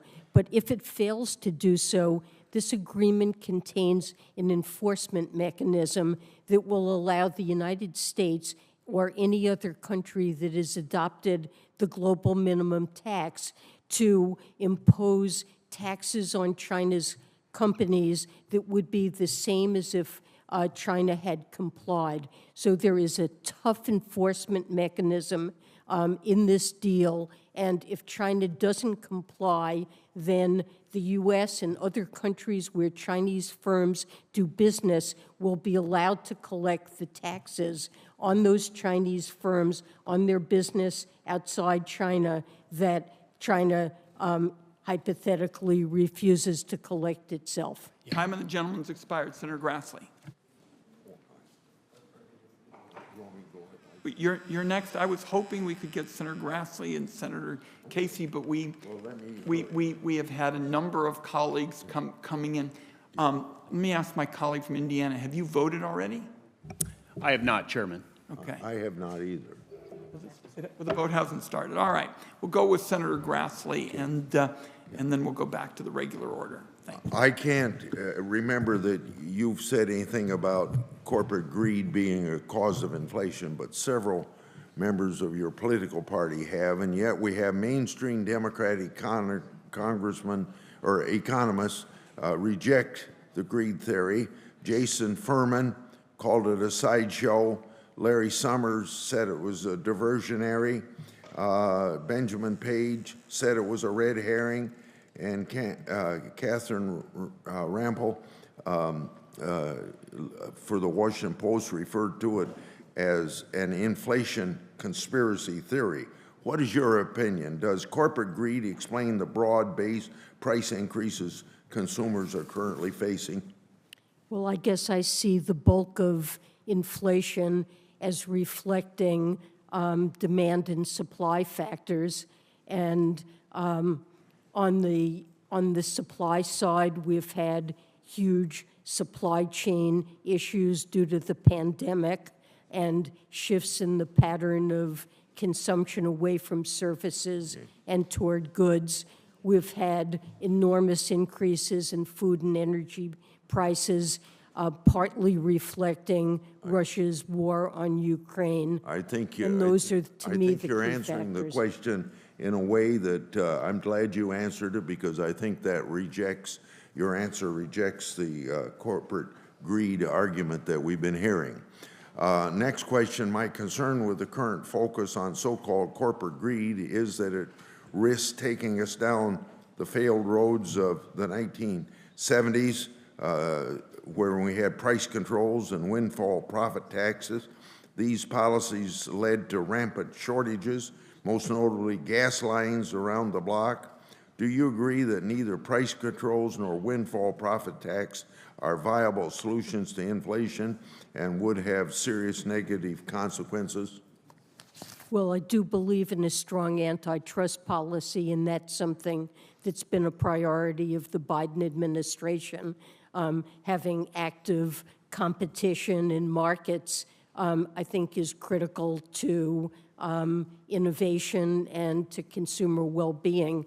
And so enforcing a strong antitrust policy, I think, is important. But with respect to the broader inflationary trends, the Fed has to play a critical role. I think deficit reduction deserves a complementary role. And we've discussed earlier in this hearing ways in which Congress can bring down many of the costs, possibly not food and energy, but costs that are really burdening American households, whether it's prescription drugs, the lack of affordable housing. I think I take your answer as, with all the reasons you've given, that you're not advocating or thinking that price controls or wind profits taxes would have anything to do with fighting inflation. I'm going to yield back my time because I got to go over and vote. I'll put questions in. I'm going to go to my colleagues, just so we're clear for the record. Clean Energy for America, passed in this committee, according to independent analysts, will save families $500. Okay. Let's see. Now we have an order of appearance, Senator Menendez. Thank you, Mr. Chairman. Madam Secretary, our country is suffering from a mass shooting epidemic. This year alone, there have been more mass shootings than days in the year. 22 schools have come under gunfire already this year, including Robb Elementary School in Uvalde, Texas, where 19 children were killed in cold blood in their classroom along with 2 teachers by an assault rifle. According to the Washington Post, more than 311,000 children at 331 schools have experienced gun violence at school since the 1999 Columbine shooting. After decades of Republican obstruction to Democratic efforts to address this epidemic of school shootings, we are now learning the long-term cost of this trauma. Researchers at Northwestern University found that students who are survivors of gun violence at school are less likely to graduate high school, and they are less likely to attend and/or graduate from college. These survivors are also less likely to be employed as adults than their peers. And if they are employed, they are likely to earn less over the course of their lives. So, Secretary Yellen, what is the economic cost of allowing the trauma of unabated gun violence in our communities and schools to continue unaddressed? Well, Senator Menendez, let me first say I am also horrified by gun violence, what we've seen in recent weeks over many years. And I do hope that Congress will take long overdue action and put in place common sense measures to reduce gun violence. I'm not an expert at all on the psychological impact of gun violence on student learning or human capital accumulation, but and I'm not knowledgeable of the study that you mentioned, but I do know that there is a large literature in economics that documents that events that take place in early life in childhood can have a lifelong impact on life outcomes, on labor market outcomes, on psychological well-being.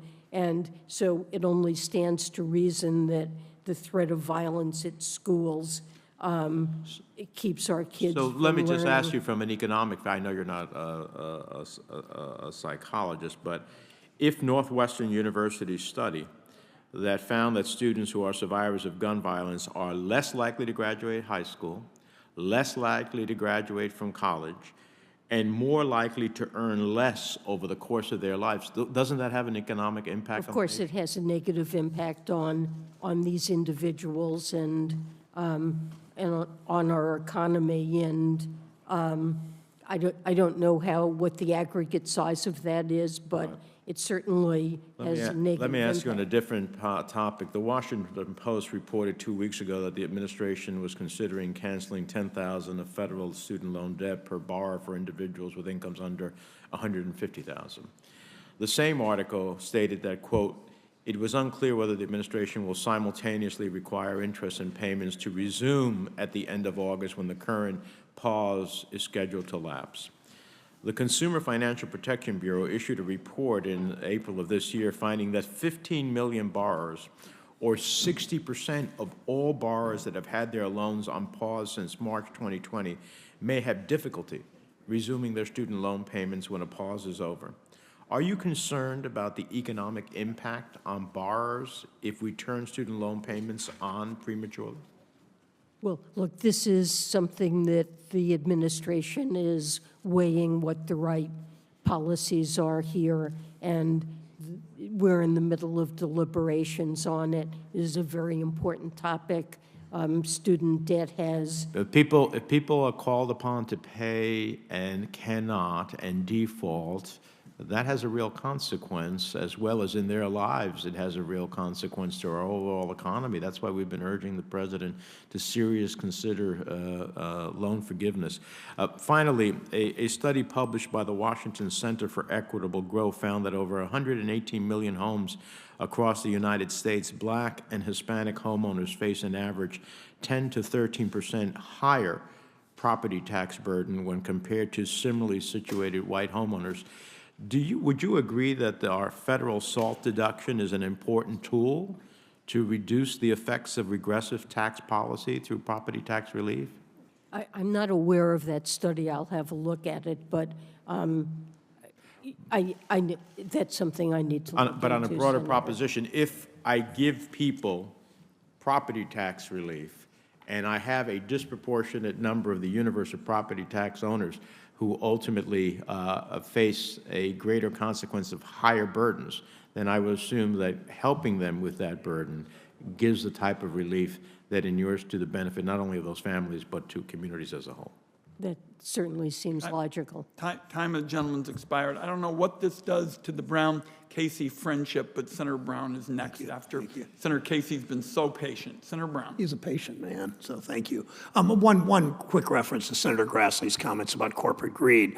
We know that while the Secretary is not saying that it's the main driver of inflation, we know that a number of American industries, oil, pharmaceuticals, shipping companies, and others have used the pandemic and used the war with Russia to raise prices and have seen gargantuan profits from a number of those industries, that not by accident.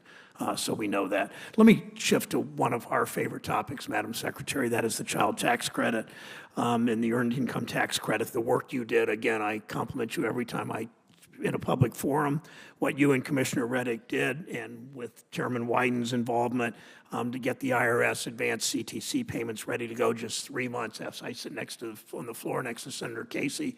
We talked about the excitement of that bill passing on March of 2021. By July, those checks were going out to 60 million, to the families of 60 million children. We should celebrate that perhaps more than we do. We know it slashed hunger rates by 1/3, cut child poverty by 40%. That's why I'm fighting alongside Chairman Wyden and Senator Bennett and others to make sure this gets extended, because it's so important for our country. Tell us, in your view, some have criticized the child tax credit for all kinds of things.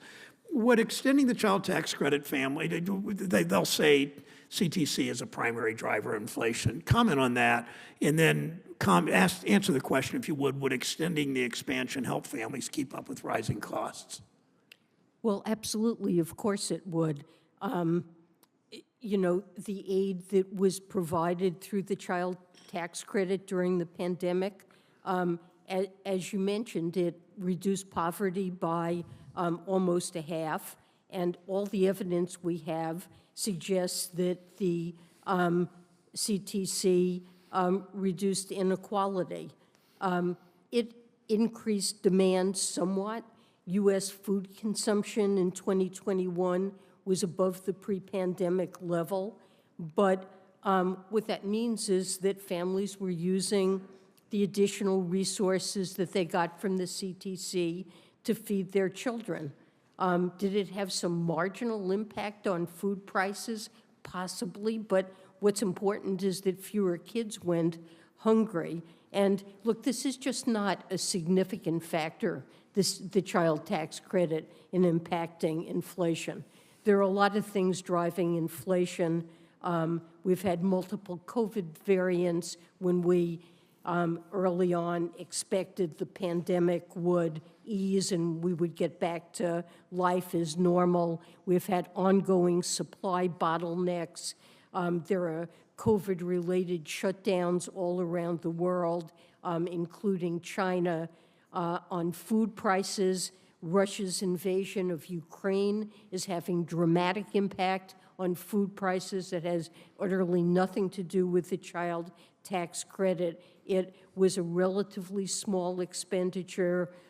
It was spent out over the full year 2021, and it resulted in a dramatic reduction in childhood poverty and financial insecurity for American families and contributed little or nothing to inflation. Thank you. It's hard to call it anything but an unqualified success in showing that government can do the right thing and did do the right thing quickly and efficiently and effectively. Let me shift briefly in my last minute or so, Mr. Chairman, to international tax.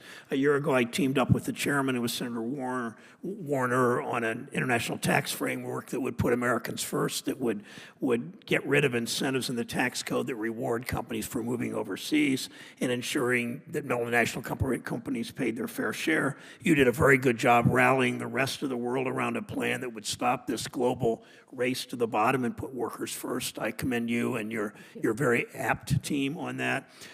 Why is it important for Congress to take action this year in the international tax issue? Why would American workers be worse off than if the rest of the world moved forward and the U.S. was left out?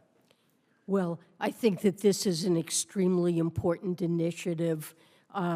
As one of the leading economy in the globe, and given that it's an initiative that we spearheaded, I believe we should do it.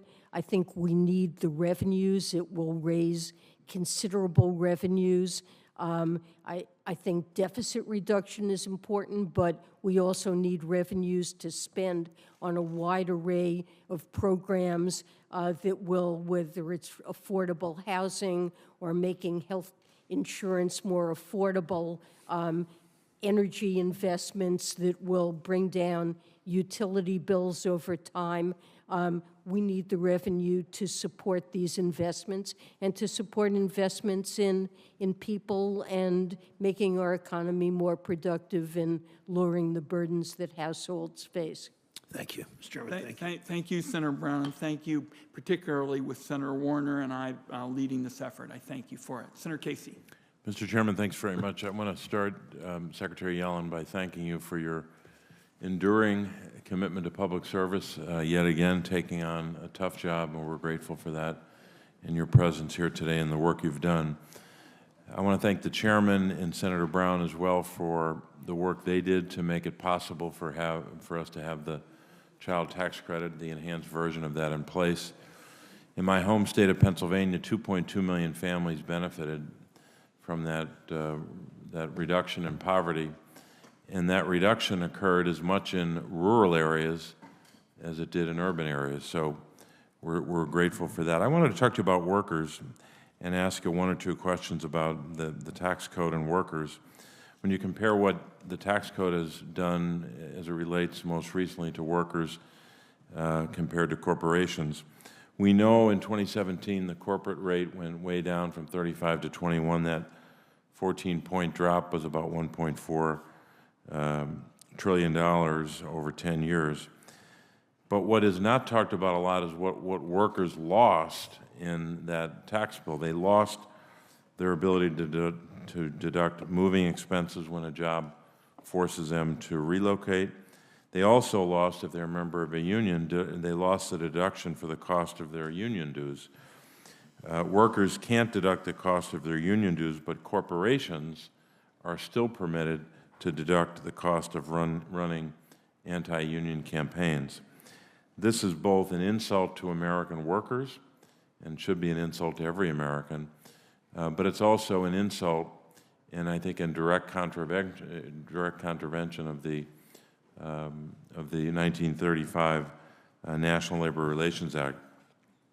Earlier this year, the President's Task Force on Worker Organizing and Empowerment spoke to these issues. I've got two bills, one bill to restore the tax deduction, but also another bill to crack down on union busting. Madam Secretary, I'd ask you to respond to this question. Do you agree that we need to restore and improve the union dues tax deduction that the 2017 tax bill took away and end the taxpayer subsidization of anti-union campaigns by corporations? I do, and let me say that we strongly support the work that the Worker Empowerment Task Force is doing. We look forward to working with you and other members of Congress to develop legislative provisions in support of that mission. Thanks very much. The last question I have is about the code again. In 2017, corporations had their rates cut by that 21%, as I mentioned. Business owners also got a 20% write-off on their personal taxes, but that same cut was not available to their workers.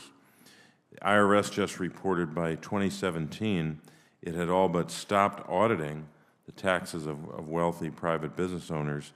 Less than 0.2% of pass-through businesses were audited in 2017. So while they were getting huge tax cuts, no one was checking to see if they were paying the taxes that they already owe. We know the EITC, the Earned Income Tax Credit recipients, were 5 times more likely to be audited than a pass-through business owner. Hard to comprehend that. So people making $40,000 or less, 5 times more likely to be audited. Madam Secretary, can you speak to the steps the administration has taken to make sure that wealthy business owners pay their fair share in taxes? I mean, it's an appalling set of statistics, Senator, that you recite there. We have an enormous tax gap.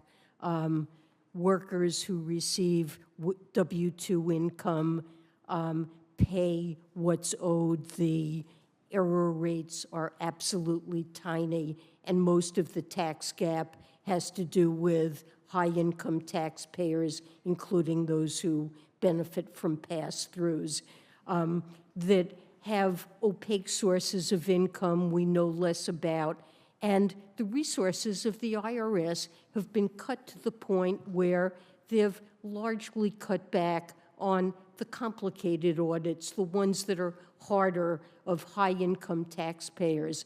And the fact that such a large share goes to audit the EITC is very unfair. I strongly urge Congress to approve the $80 billion that we've requested for the IRS to be able to to make sure that people are paying the taxes that are due. And it's very unfair to workers and lower-income households the way things work now. Thank you, Secretary Yellen. Senator Casey, you and the Secretary have just given a little teach-in about this double standard in America with respect to audits, and it's time to change it because everybody ought to be held accountable, and it's got to be done in a fair way. And the point you've made and the Secretary's made is that's not being done today to the expense of people of modest means. Senator Bennett. Thank you, Mr. Chairman. Thank you for holding the hearing and giving me the chance to ask questions. Secretary Yellen, thank you for your service and for being here today. Thank you. Speaking of horrible statistics, this country is 38th out of 41 industrialized countries in the world in terms of the scale of our childhood poverty. The poorest people living in the United States are our children, and for one brief shining moment, for 6 months, thanks to your efforts and the efforts of your employees at Treasury, we expanded the child tax credit based on the bill that I wrote with Senator Brown, cut childhood poverty in this country almost in half, benefited 90% of the kids in this country, reduced hunger in the United States by 25%. It's hard to think of anything, Mr. Chairman, that we've done here in generations that has made more of a difference for working families. And tragically, we let it expire. Now, there were people on the front end of this who said, this is a terrible idea, it's going to disincentivize people from working, people are going to use the money, for all kinds of illicit purposes. I can tell you, Madam Secretary, people spent the money in Colorado on their kids, and the list is long, from school supplies to lessons on instruments to back-to-school clothing. But the one thing everybody has in common, when I asked them what their experience was with the enhanced child tax credit, it is the amount of stress that it relieved from their family. Because after all, people in Colorado live in the same economy that this entire country lives in. It's an economy that for 50 years has worked really well for the top 10% of Americans, and it hasn't worked for anybody else. Washington's response over that period of time has actually been to make worse our income inequality by cutting taxes to the tune of about $8 trillion since 2001. Almost all the benefit of that went to the wealthiest people in the country. It made our deficits worse. It made our income inequality worse.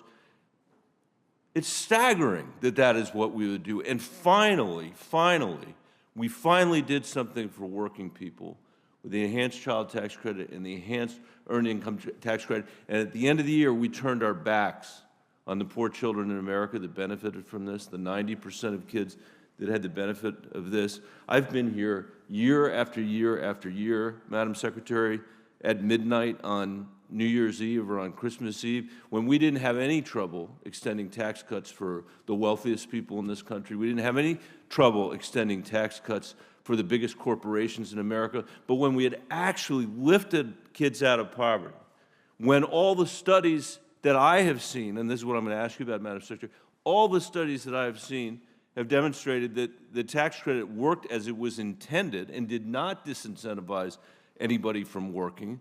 We cut it off at a time of rising inflation. Families were getting $450 on average a month. And my understanding is that the inflation has caused about $300 a month of additional costs for families. That was more than covered by the tax credit. So in the last minute and a half, Madam Secretary, let me say, first of all, how grateful I am for your effort and for the IRS's effort and for the employees that work for you, the heroic effort that they put in place to build a system to demonstrate that we do not have to accept these rates of childhood poverty as a permanent feature of our economy or a permanent feature of our democracy. And that was thanks to the work that your folks did. So I'd love to hear your reflections as an economist and a policymaker on the effects of the expanded monthly child tax credit on children and families, and what is your sort of general reaction to all of this? Senator, you've spoken eloquently about the benefits of the child tax credit. I completely agree with your comments. It cut childhood poverty dramatically. It enabled families to get a little bit of breathing room and to help their kids afford nutritious food and clothing and back-to-school supplies. And it really played a critical role. I think you know that the president has repeatedly said that he strongly supports extension. We would love to see Congress enact that. It's made a huge difference to inequality. It was a very important initiative. I feel very proud. I appreciate your comments. I feel very proud of the work that Treasury, and particularly the IRS, was able to do to get this money out and to do everything we possibly could to ensure that non-filers, all the many households who weren't required to file tax returns, to make sure that they receive the credit as well. I would love to see, and we've been talking about investments in the IRS. One thing that investments in the IRS would do is make sure the IRS has the modern tools it needs when we have tax credits like that to make sure they go to the families that deserve it, whether they file taxes or not. I thank my colleague. The Secretary has got a hard stop of 12:45. I think we're in good shape to achieve that. Next in line will be Senator Warren, and I'm going to run and vote and come back, and if Senator Hassan could chair in my absence, that would be great, and I think we'll all be able to get the second vote eventually as well. Senator Warren, you're recognized. Thank you, Mr. Chairman, and thank you for being with us today, Madam Secretary. So today's hearing focuses on the Treasury Department's budget, and I want to talk for just a minute about money for the IRS. Thanks to a 1-2 punch from Republican budget cuts and lobbying from corporations and rich people who don't want to be audited, the IRS today is stuck with 1970s computers and staffing levels, unable to do its job and unable to audit wealthy tax cheats. That underfunding also causes honest, hardworking Americans a lot of grief.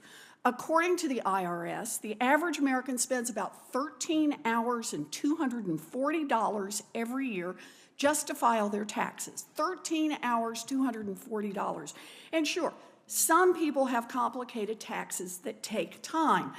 But for maybe about half of Americans, taxes could be as easy as looking at a form the IRS has already filled out, showing your W-2 and 1099 income, then using the standard deduction and common tax credits to calculate how much you owe or how big your refund will be. If you don't agree, check no, fill out your own form. If you do agree, check yes, and you are done. Easy peasy. But the IRS does not have that kind of easy peasy program. Instead, years ago, the IRS cut a deal to send taxpayers to companies like Intuit and H&R Block to figure out what they owe. And in return, these companies were supposed to make free tax filing for 70% of American taxpayers through the Free File program. Secretary Yellen, what percentage of taxpayers actually use Free File right now?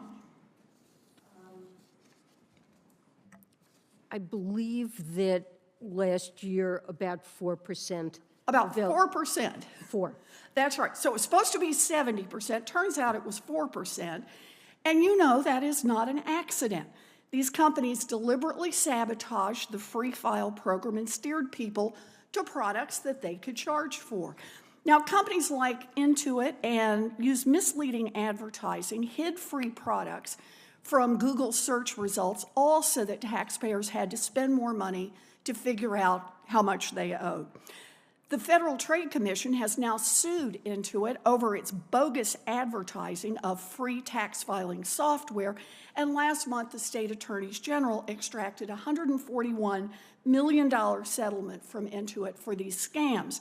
Now, these swindles are just one reason why the GAO recently recommended that the IRS develop its own alternative to free file, stating, quote, "The IRS faces mounting risks by continuing to rely on the tax prep industry to provide free tax filing services," end quote. So, Secretary Yellen, it sounds like the free file has worked out great for corporations like Intuit, which raked in billions of dollars.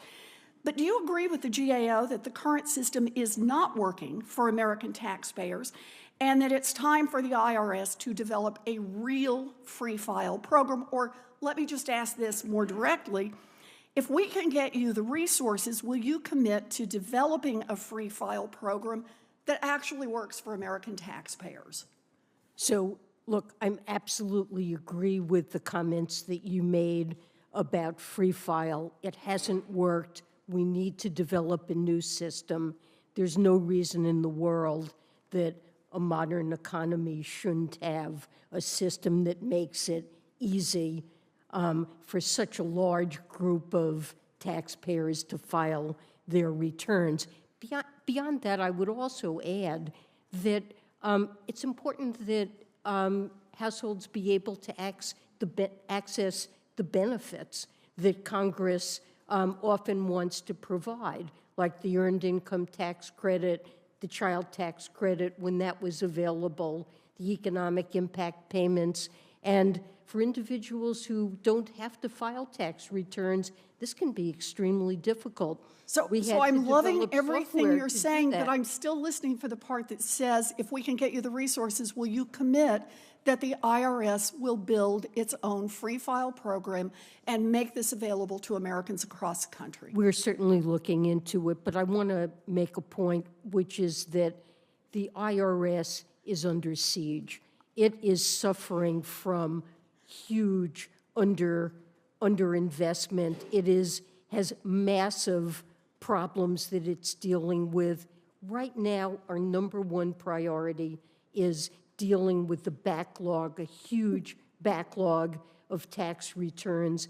The IRS right now doesn't have the authority to hire the people it needs to deal with Madam the Secretary, backlog. Look, I'm not And it somebody doesn't who's have the attacking the technology that IRS. it needs. I'm trying to get you the resources that the IRS needs so it can go after wealthy tax cheats. But what I'd like to know is if we're going to fight for the resources to get them over to you, and the resources are available, will you commit to build the free file program? It's definitely a priority. It's definitely something we should do, and when the IRS is adequately resourced, it's something that will happen. Well, I think it's something we need to do. Look, I have a bill, the Tax Filing Simplification Act. I'm going to reintroduce it that would require you to do this. But I just want to make clear, you could do this. If we get you the money, I'd really like to see this happen. Senator Warren. Treasury has the authority now and needs to use it. Thank you. Thank you, Senator Warren. Senator Thune, I'm going to defer to you. Okay. Thank you, Madam Chair. Madam Secretary, welcome to the committee. As you know, President Biden recently wrote a Wall Street Journal op-ed that tackling inflation is the, quote, top economic priority. And I think that's a welcome development for the president to acknowledge that inflation's a problem. It wasn't that long ago that President Biden and his top economic officials were claiming the extraordinary increase in Americans' cost of living was merely transitory. I know you've responded to some questions on this subject already, but do you still view inflation, which remains near a 40-year high, as transitory, or do you expect an extended period of raised inflation? Well, when I said that inflation would be transitory, what I was not anticipating was a scenario in which we would end up contending with multiple variants of COVID that would be scrambling our economy and global supply chains, and I was not envisioning impacts on food and energy prices we've seen from Russia's invasion of Ukraine. So as Chair Powell indicated himself, both of us probably could have used a better term than transitory.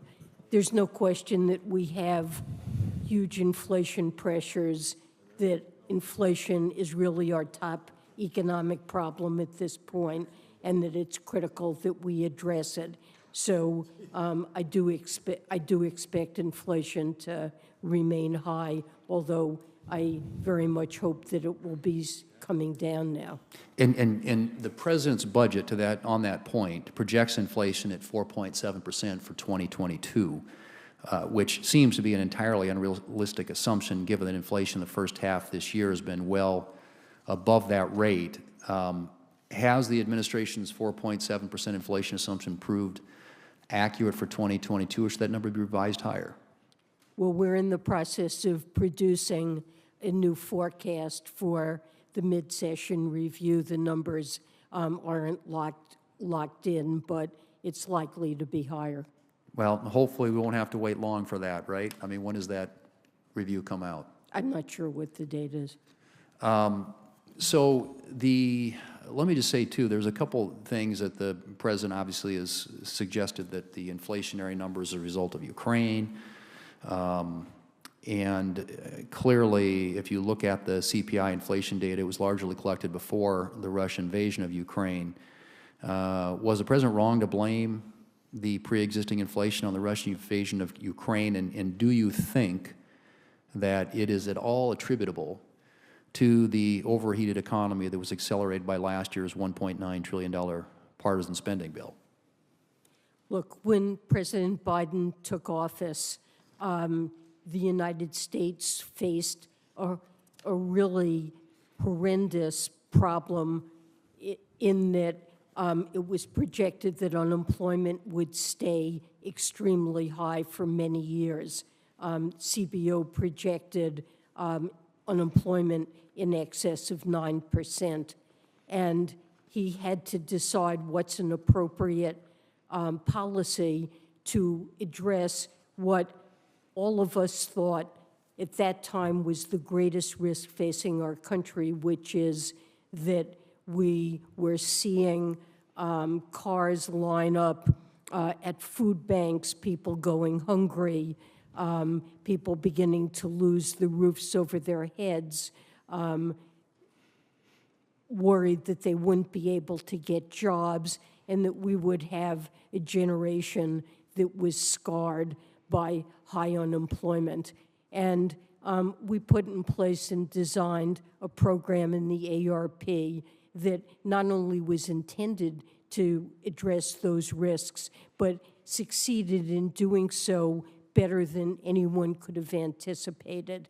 Right now, we have about the lowest unemployment rate we've had in post-war history.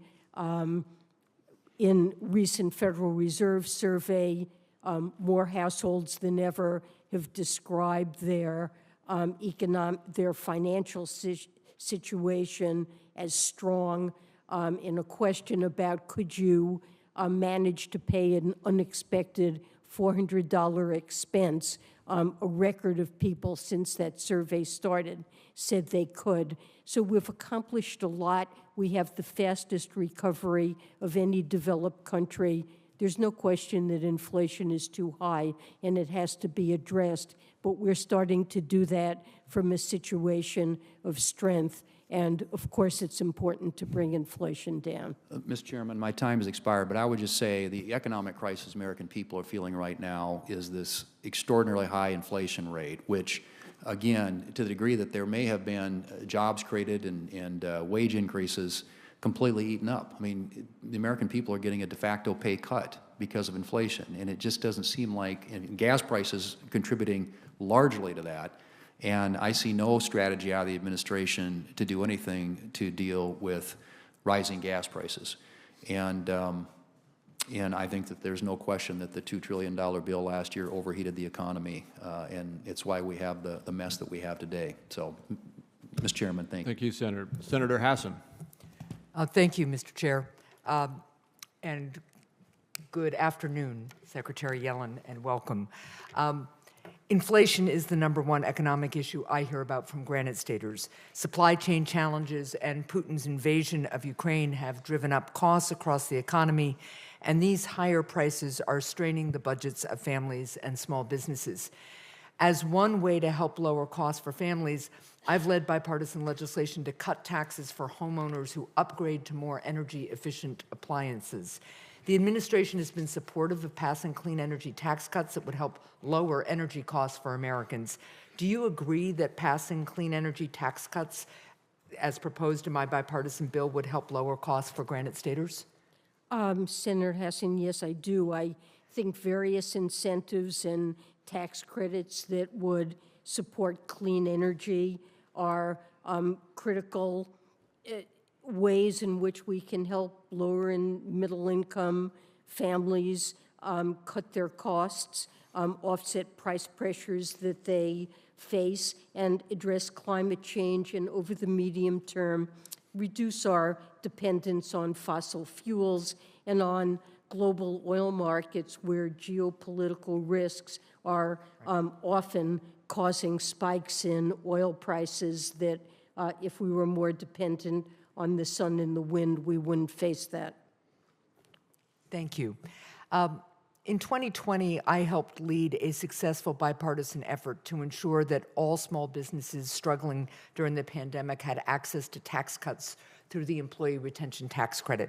However, I've heard from small businesses in New Hampshire, such as Smutty Nose Brewing in Hampton, who are still waiting on Treasury to send their full Employee Retention Tax Credit payments. Madam Secretary, what is Treasury doing to clear the backlog of Employee Retention Tax Credit claims and ensure that small businesses receive this tax relief as soon as they can? So, Senator, I'm aware of this problem, and what I can tell you is that IRS is working as diligently as it possibly can to clear what is a huge pandemic-related backlog. And, you know, things that are filed in paper, IRS is still in the process of opening these. I think a lot of these employee retention tax credit filings were paper filings that are part of this backlog. And so I think that's partly responsible for the delays. You know, I think there will not be penalties for situations that arise where additional income tax may be owed and the taxpayer is waiting for this refund payment to be able to pay taxes owed. Penalties will be waived. I know that the IRS has issued some guidance and told these filers that they may be eligible for relief. It is a very regrettable situation, and IRS is working as rapidly as they can to solve it. Well, and I thank you for that response. I will keep encouraging IRS to work as quickly as they can, and in the long term, we all have to make sure that the IT and the systems are modernized and IRS has the staffing it needs, because obviously this is not an acceptable situation. This is really a reflection of decades of underfunding, and it's frankly amazing that the IRS is able to do as much as they can, getting out child tax credit payments and the economic impact payments.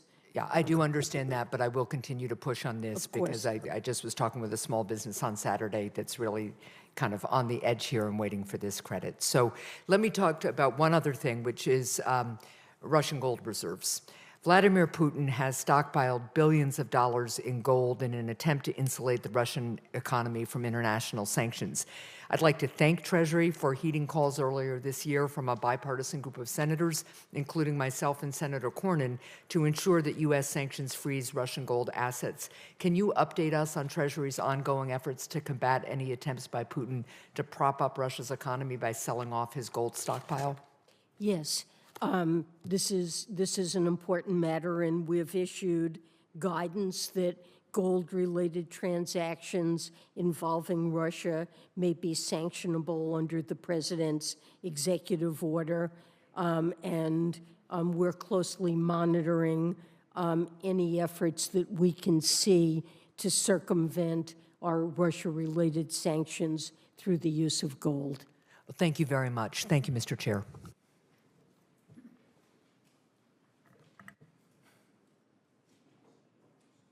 Senator Barrasso's next. Thank you, Mr. Chairman. Thank you, Madam Secretary. Appreciate you being here to testify today. Things have gotten a lot worse since the last time you testified before this committee. Inflation is at a 40-year high. It's impacting Americans with higher prices across the board. When President Biden took office, the price of a gallon of gas was $2.38 a gallon. Today, it is $4.92 a gallon. This past Memorial Day was very expensive for people to travel. In my home state of Wyoming, rural areas, people who volunteer to drive for Meals on Wheels to deliver meals to shut-ins have had to stop volunteering, not because they don't have the time or the commitment or the open heart, they don't have the money for the gas. That is the #1 issue affecting the American people. And a few weeks ago, we had the Interior Secretary testifying before the Energy Committee. I asked her if she thought that gas prices were too high. She could not come up with it, didn't think it was an easy question, couldn't come up with an answer. Of course they're too high. But I ask you, do you think that gas prices are too high? Absolutely. Thank you. The people of Wyoming, the vast majority of Americans agree with you on that point. And the question is, what are we going to do about it? Well, in your fiscal year budget and revenue proposals, as part of the proposed tax hikes, you specifically target U.S. energy production with tax hikes. On top of your tax hikes, the administration is doing everything it can to end oil and gas exploration and production on federal lands. Just last week, the administration announced a sue and settle agreement with environmental extremists, which calls into question millions of acres of oil and natural gas leases in the West, including 2,000 leases, specific leases in my home state of Wyoming.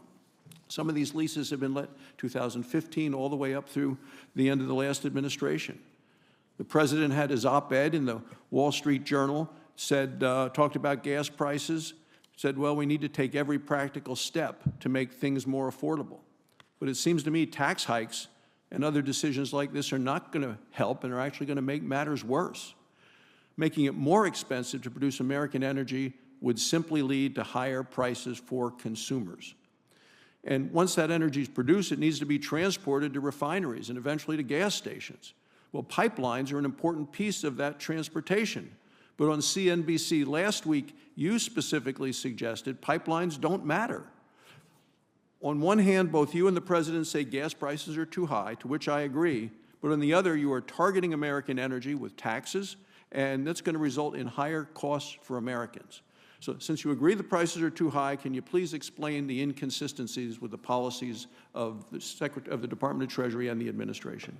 Well, I would say that as a medium-term matter, the way to reduce energy prices for Americans is to promote credits, energy policy that boosts the production of renewables, that will reduce our dependence on global oil markets where geopolitical factors can cause energy prices to spike, as we're seeing with Russia and Ukraine, and can lower utility prices for Americans. In the short run, before that happens, high prices, we have very high prices, as you pointed out, for oil. I believe that producers are sitting on 37 million acres of land under lease from which they can drill and produce additional oil, and high prices are motivation to do that. So we do need additional oil. The prices that Americans pay are influenced by what happens in global markets. And so promoting the production of additional global oil, it will help to relieve supply shortages in the global market, but it won't completely insulate Americans from global oil market pressures in the short run. Well, I would point out that in addition to the leases, you actually need a permission to drill, and this administration has blocked all of that. And this sue and settle agreement by the administration last week is taking many of those acres that you just described and freezing those so they cannot be used. And with $5 gas, what we see today is the president calling on using the Defense Production Act, not to go after this, but to build solar panels. And that seems to me the wrong place to be using that act. I would just point out, Mr. Chairman, finally, that yesterday's USA Today front page story, picture, Madam Chairman, of you, Madam Secretary, you and the President of the United States. Yesterday's USA Today headline, "Small Risk of Inflation Swelled to a Global Threat." Underneath, White House waved off economists' warnings. And they quote you from ABC, March of 2021, "Is there a risk of inflation?" You responded, "I think there's a small risk." This is with regard to signing the American Rescue Plan. You say, "and I think it's manageable." Given that, it makes me wonder why Americans should put any confidence in your pronouncements and decisions and recommendations today. Thank you, Mr. Chairman. Thank my colleague, Senator Whitehouse. Thank you very much. Madam Secretary, good to have you with us. Thank you, Senator. At the end of a long morning for you. In January of 21, more than a year ago, we passed the beneficial ownership legislation that Senator Crapo, among others, was a champion of, and that passed with strong bipartisan support. A lot of time has gone by, and we're still waiting for the rule to come out of Treasury. I just helped get you $22 million in additional FinCEN funding to help accomplish that. In the meantime, because there is no rule, Tax Justice has just put America at the top of the Financial Secrecy Index, #1. This is not an index on which we want to be #1. Can you tell us anything about when you're going to be done with the beneficial ownership rule? It's been over a year. Well, last December, FinCEN did publish a notice of proposed rulemaking to implement the beneficial ownership reporting requirements, and that's the first rulemaking. The second will govern access to the beneficial ownership information system, and that will be published certainly this year. So all I can tell you is that so we appreciate the extra funding to fully implement this. We will in the fiscal 23. We need full funding for building of this database, but we appreciate the funds that were in the Ukraine supplemental.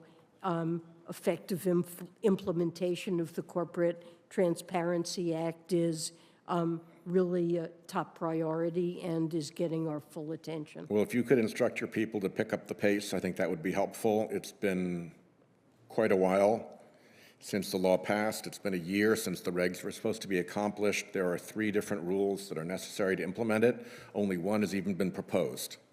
So there's a lot of room for improvement in the rulemaking process, and I hope you'll see to that. The other topic that we talk about often, you and I, is the problem of the 501Cs. You have indicated that the political dark money that they facilitate is a problem for our country, and you have said that you will give it serious review and serious study. And I just want to flag it for you because, again, I'm not seeing either the serious review or the serious study. The problems are quite specific, and I want to flag them for you. One is you have a C3 and a C4 that are indistinguishable. They have the same office, they have the same staff, they have the same board, they have the same, chief executive, And it's just a fanciful distinction that, you know, in my world, you call that piercing the corporate veil. This is a corporate veil you could pierce with a banana. This is not legit. And to look into that, I think, is well worth doing. The other issue has to do with the so-called 50% limit. The 50% limit is ignored by circles of affiliated nominal corporations, so that if somebody makes a donation to one, they can then spend 50% of it on politics and put the other 50% to an affiliated organization, which then spends 50% of it on politics and puts the remainder to another affiliated organization. If you have just 4 of those organizations working in concert together, you're over 90% of the donor's money going for political advertising. And that's not what the 50% rule intended either.